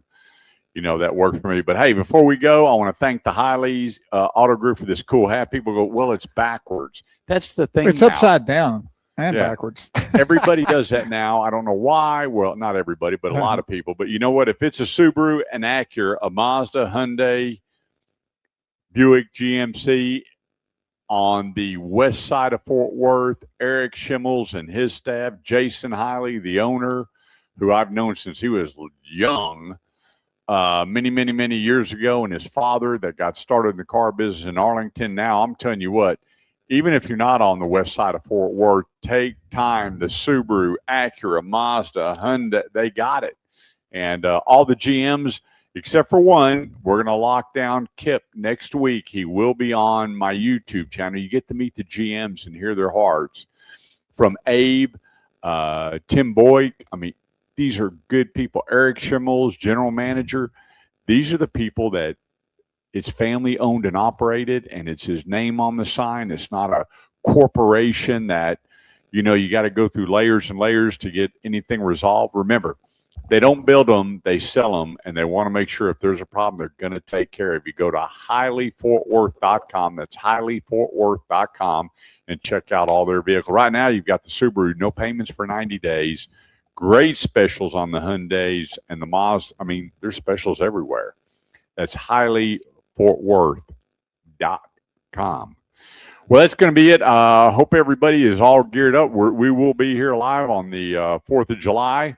We'll have Pyrotechnics probably on the show here with us.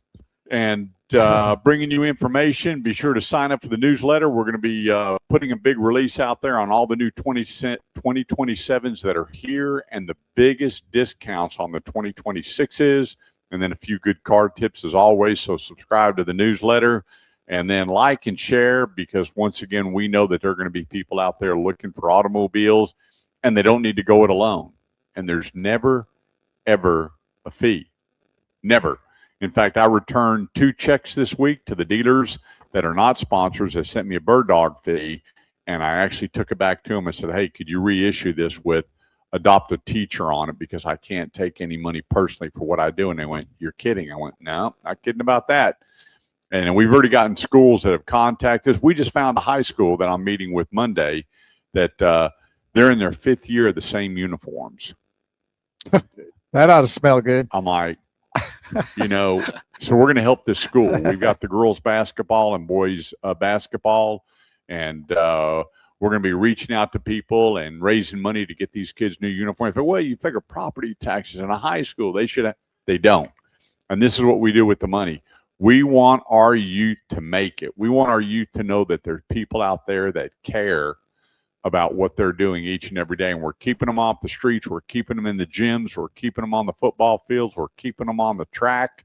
And they're not sitting there exercising their thumbs or going to places they shouldn't be. we need to pour in our use. So we'll be bringing that information to you. You'll hear a whole lot more about that coming up after my meeting on Monday, which we'll carry into next week. So until then, have a great weekend. Stay hydrated. And I'm not even going to comment to what my buddy told me about his hydration. I am 100% against it. It doesn't hydrate you. It dehydrates you. Water, water, water. I got a Do pretty you good still idea. drink out of the water hose?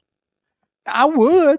I did the other day. I'm not opposed to it. In fact, I used a lot of the water out of just our regular faucet without any I kind had of. putting water in the pool, and I was so hot, man. I just went by there, I pulled it out, and I sprayed it on my face and But took a don't drink. you remember I brought that up on one of the Bo Noses that about how we're so conditioned to buying these bottled waters, and you test them, and they come to find out they're not any better than what comes out of your Oh, I hydrant. know. But we're so geared. I drank that smart water for a month. I didn't get any smart. And- I want my money back. Well, that's because you didn't have a smart It's card. $3 a bottle. You didn't have a smart card to go with it. But I was like, I figure I'm losing all this weight. Maybe I'm going to drink some smart water and add to the brain. It didn't do nothing. But It was good. But we get conditioned. We talk about that all the time on the show. Conditioned about the cars, conditioned about this, and to know the truth and know the facts is a lot different than just going on the hyperbolities of these situations. And the water is one of the same thing. That these bottles are not as good as coming out of the hydrant a lot of times. Yeah, So my buddy goes, you pull the hose out of the water and took a drink. absolutely, 100%. I did that all my life growing up. Yeah. Look, here we are right now. So you'll still put in kicking. your pool and swim in it, Yeah, and some of that's going to be ingested anyway. of course. Well, hey, remember today, turn off those electronics, get reconnected. Remember, forgiveness, forgiveness, forgiveness. Go tell that person you love them. Put everything aside because life is too short to carry those burdens. I want to thank everybody for joining us here on the Automotive Edge Radio Show. God bless. Have a great weekend. Yeah, I want to thank Dave Martin for being one of the best producers that we've ever had to produce our show. Have a great weekend, Dave.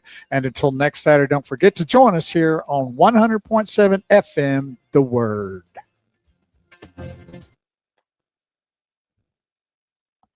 All right, y'all have a good one. You too, buddy. You too.